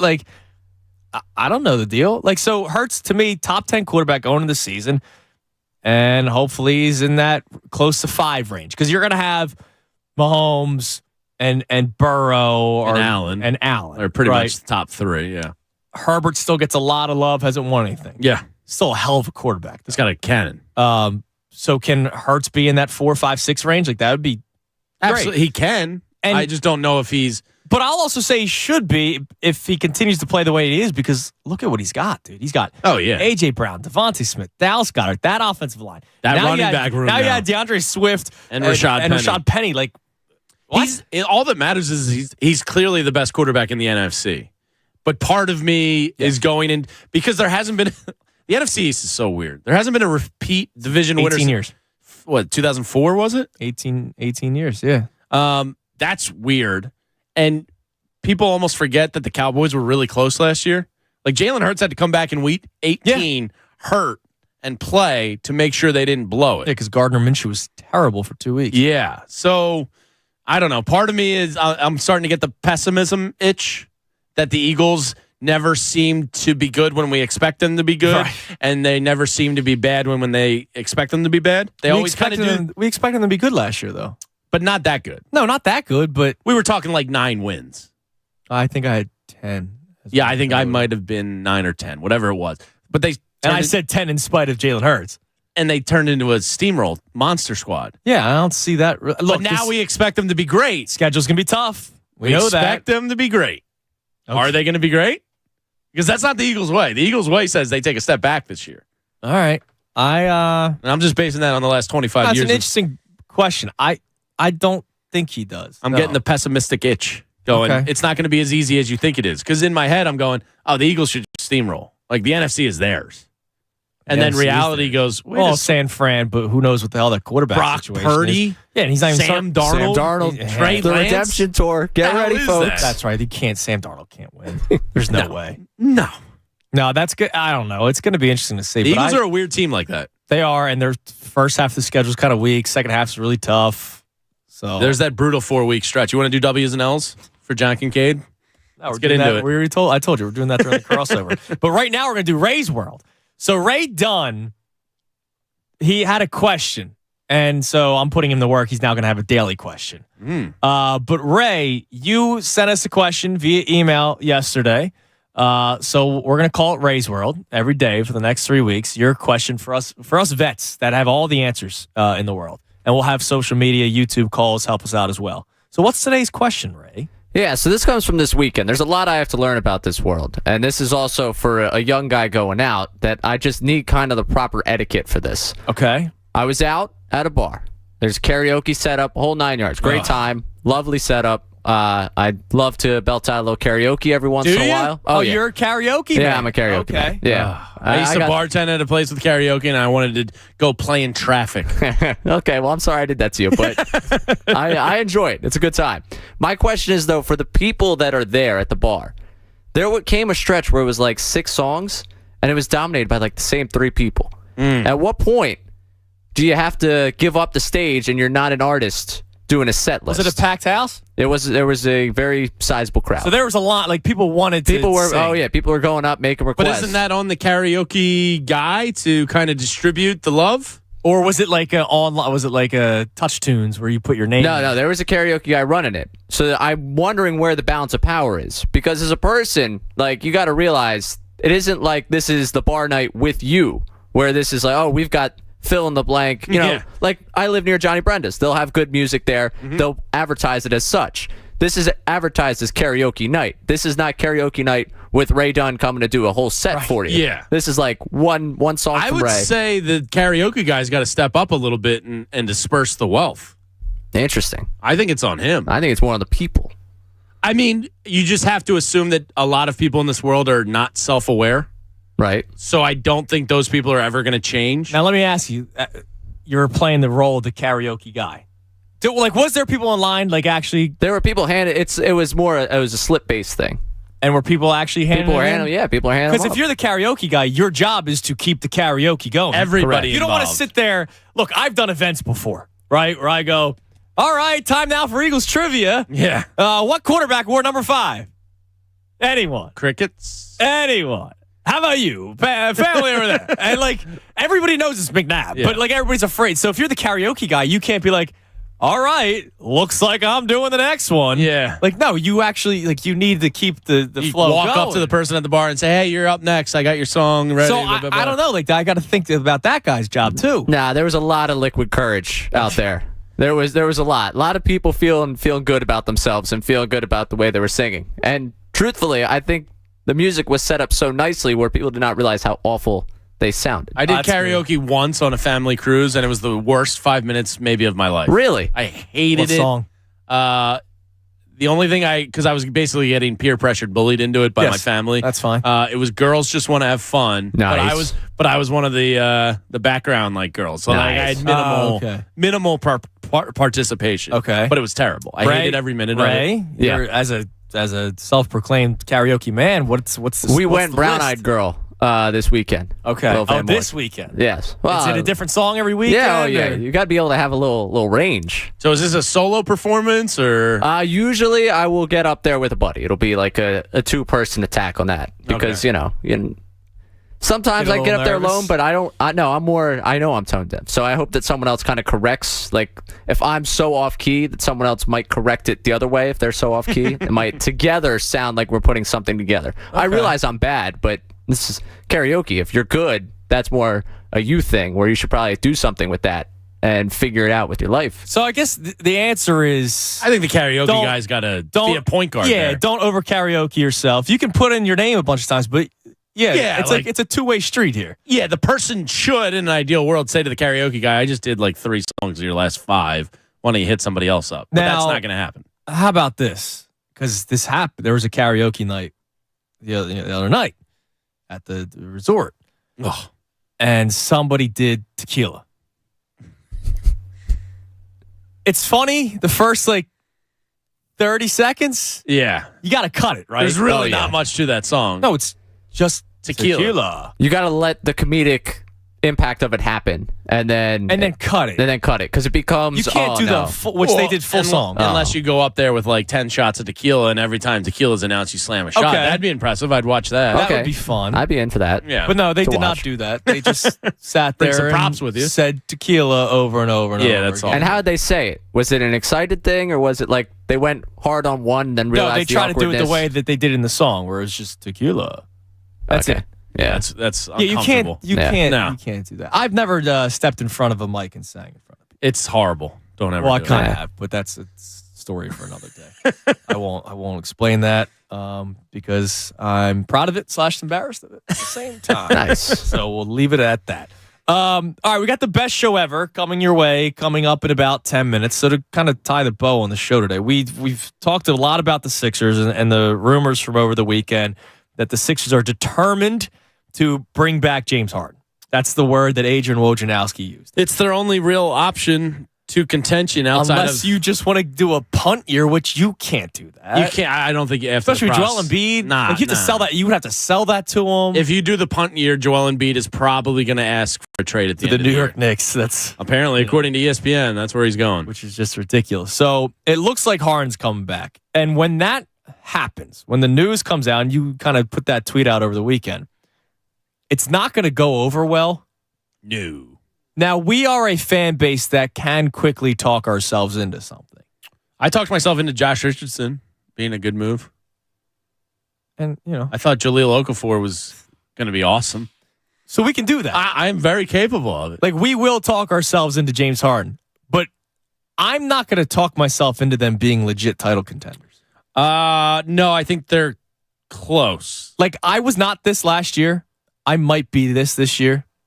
Wake me up, man. Wake me up in the second round. I might be that guy this year. I'm there. Which that sucks because, I love the Sixers. Well, I love the NBA, so I don't ever want to punt on a year. You know what I mean? But my investment, Or wish away the regular season. yeah, my emotional investment will be dialed back, but it'll never be zero. Because I was singing the song, not the play the song, but singing the song of, come on, guys, this is the best team they've had, because it was the best team they've had. Obviously, you had the big year with Butler and Simmons before he went cuckoo, and Embiid and Tobias, but you had MVP Embiid, you had very good point guard James Harden, Led the league in assists, James Harden. Yeah, you had Tobias Harris, who could be the assassin scorer if you wanted to, Ray. You had Tyrese Maxey, who was coming to form after that first half of the season where he was kind his of foot, and then he was kind of funky a little bit when he returned. But he started playing really well. And then I did like the bench. I liked PJ Tucker more as a role player, but he was in the starting lineup. Ooh, NBA trade, Woj bomb. Oh, we got it. Well, I don't know if this is a bomb per se, but John Collins has been moved. ESPN sources the Hawks are finalizing a trade to send forward center John Collins to the Jazz for Rudy Gay and a future second-round pick. Atlanta's largely unloading Collins' 3 years, $78 million for some roster-building flexibility and alignment with looming changes for the salary cap. So I wouldn't classify that as a bomb, but it's a move. Certainly some slop. Yeah, it's sloppy. I can't believe Rudy Gay is still in the NBA. I know, right? John Collins for Tobias. John Kincaid had heard that the Sixers and Hawks had talked. I wanted nothing to do with him. I think he's just another guy on a court. Look, we know him from that Hawks series. He had the dunk on Embiid. He's not a great shooter. No. He's more of an old school type of player. Yeah. He's a I better didn't have really- better Jalen McDaniels. A tougher Jalen McDaniels? Tougher Jalen McDaniels. But I don't go, oh man, John Collins was the missing piece. No. I would rather have Tobias for another year. See, that's where I'm not sure because I'm so desperate for some sort of change that if you could have told me, like, just swap out John Collins for Tobias, even though on paper Tobias is a better fit because of his shooting ability and stretching the floor, I was kind of at the point where I was like, yeah, screw it. I don't know. John Collins, bring him in, whatever. Like, I never reached that. That's how low I am. I know, and I don't blame you. For just change. I don't like John Collins. I don't particularly either. I don't like his game. I'm kind of just telling you, I'm in the gutters here going, yeah, well, if this guy I don't really like wants to go, whatever, it's different. That's not a good attitude to have. No, it's not, because you're just like, it's a change of scenery for him, which means it's a change for me. No. So John Collins out in Utah. If there was a way to pry Lauri Markkanen away from the Jazz somehow, I think that's close to a home run for the Sixers. Score for you, yeah, that'd be nice. Stretch, like if you could flip Tobias to Utah or something and get involved with them in a 3-team and try and pry him away, that would excite me a little bit. The only thing is that max slot, man. Like, I know. That's why I keep on saying it might be the smart move to keep him. But I looked up the class next year. It's not like that great. Better than it is this year. Better than this year, but this year's terrible. So here's the top of next year's draft class. Klay Thompson, who you're probably not going to pry away from Golden State. Tobias Harris, James Harden are 2 and 3 on Spot Track's list. Then it's Pascal Siakam, Porzingis, Hayward, Lowry, DeRozan, Jaylen Brown, Buddy Hield, Mike Conley, Eric Gordon, Joe Harris. Like, it's okay. I would take Jaylen Brown. I like Jaylen Brown a little bit. I think we also see the best of him when we play the Celtics. Yeah. So we might overvalue him a bit as Sixers fans. I think he's a really good player. He's a really good two-way player. I'm not trying to diminish him. I just think he excels versus the Sixers because we don't have perimeter players. We really don't. No, he's a good ball player. He is a good ball player. Great career. Would you give him a max contract without blinking twice? Yes. The guy that could 3 and D. Now he's got to work on his handles. That's the big issue with. But he's Jaylen what Brown. The Sixers kind of need, which is a perimeter defender and shooter. He would be perfect on this team. Yeah, I mean, he might be your top of this class. Like Siakam, I do like Siakam. I like him, but I don't know if that really moves my needle. Max contract, for me, but I don't know. It'll be interesting to see what Daryl Morey ends up doing. And we already saw the tweet directed at Keith Pompey and. I don't know. I don't know where this is going to go this offseason. I really don't. I think Harden is back and Tobias gets moved. I do think it happens before the year, and I'm just guessing. I just think it's the only thing that makes sense. I think his dad was waving the flag. Come and get my son. We want to get out of here so I can get another contract. Dude, the excitement's just going to be dead, man. Oh, yeah. No, it is. And that's sad to me. Because you have an MVP player. Yeah, literally. You have the MVP of the league, and there should always be excitement. People want to trade him. I know. The thought crossed my mind. Majority, but thought. I didn't say do it. I hear you. But I was like, oh man, can this guy? This could be it. Yeah. After the playoffs this year, I was like, can this guy win? I don't know. Right. I mean, when you drop your points per game average, and I know he's hurt, but when you drop it 8 or 9 points every single year after year, it's like you start to have these bad thoughts. And Joel Embiid's one of my favorite athletes ever in Philadelphia. But those thoughts crept in. We talked about him being more talented than Allen Iverson, most talented Sixer we've ever seen. We just want to get rid of him. But Allen Iverson had something in him where when the lights were brightest, he would show up. Like that Hawks or the Bucks series in the to get to the Eastern Conference Finals in 2001. That game 7, he was bruised and battered it was all hurt. Yeah. And he went out and put up 47 points. So he had that. When Joel Embiid's bruised and battered, you don't get the best version of him. When Allen Iverson was bruised and battered, it didn't matter. It didn't matter. He was going out there trying. Yeah, and that's just the difference. I just think Joel Embiid is more talented as a basketball player and can do more on a court. But Allen Iverson had that, whatever you want to call it. That dog in him. By the way, a couple of people on YouTube, Ray, chiming in about Ray's World. Somebody said 1 song an hour should be a rule. I like that. Now, here's the thing, and that's Matt who said that. The problem is, again, I'm thinking of the guy. If there's not a lot of people signing up, you have once a half hour. That's what 6 songs, 7 songs. Yeah, that's probably a fair. That could be a good rule. 40. maybe 40 minutes. I mean, my suggestion would just be not to go to karaoke bars, but I'm built different, right? Oh, I see. Yeah. I see. You're just too tough. Yeah. You're just too much of an alpha to go to a karaoke bar for a little bit. You're too much of an alpha to sit there for karaoke for a little bit. I'm just built a little different. Yeah, right? I get it. Yeah. Tough guy over here. Should we pull you out of the meat locker? I don't like people looking at me. So, like, the idea of getting up on stage, and I know that sounds ridiculous because of the field I work in. Welcome to the people media. are staring at you on YouTube right now, sir. But, like, I can block that camera out. Like, that doesn't exist to me right now.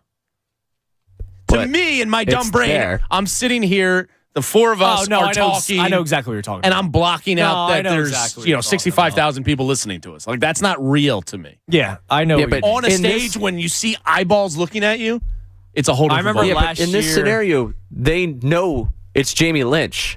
Like, there is nobody that shows up to a karaoke bar like, oh my God, that's Ray. It's Ray Dunn's night. Yeah, I have to sit in for this set. Yeah, no one's like, that's Ray. That's weird. It's like, oh yeah, that's just another idiot. Now let me up ask there on someone: the what mic. if there was a good singer? Do they get the encore? What's the ruling there? If somebody steps up and actually like blows the audience away, I would say, maybe try and make use of that voice elsewhere. It's karaoke night. Let the idiots have fun. Like, I don't know, you got a good voice? There's a lot of bars that need people to do actual gigs. see, this is the stuff we do. We solve problems on this show. All right, we talk sports, we solve problems, and that's what you're going to get the next 3 weeks because Anthony's out in Italy, so it'll be Jamie, myself, and Ray will be with us along the ride as well. So it's Dickie done. It's going to be a lot of fun the next couple of weeks.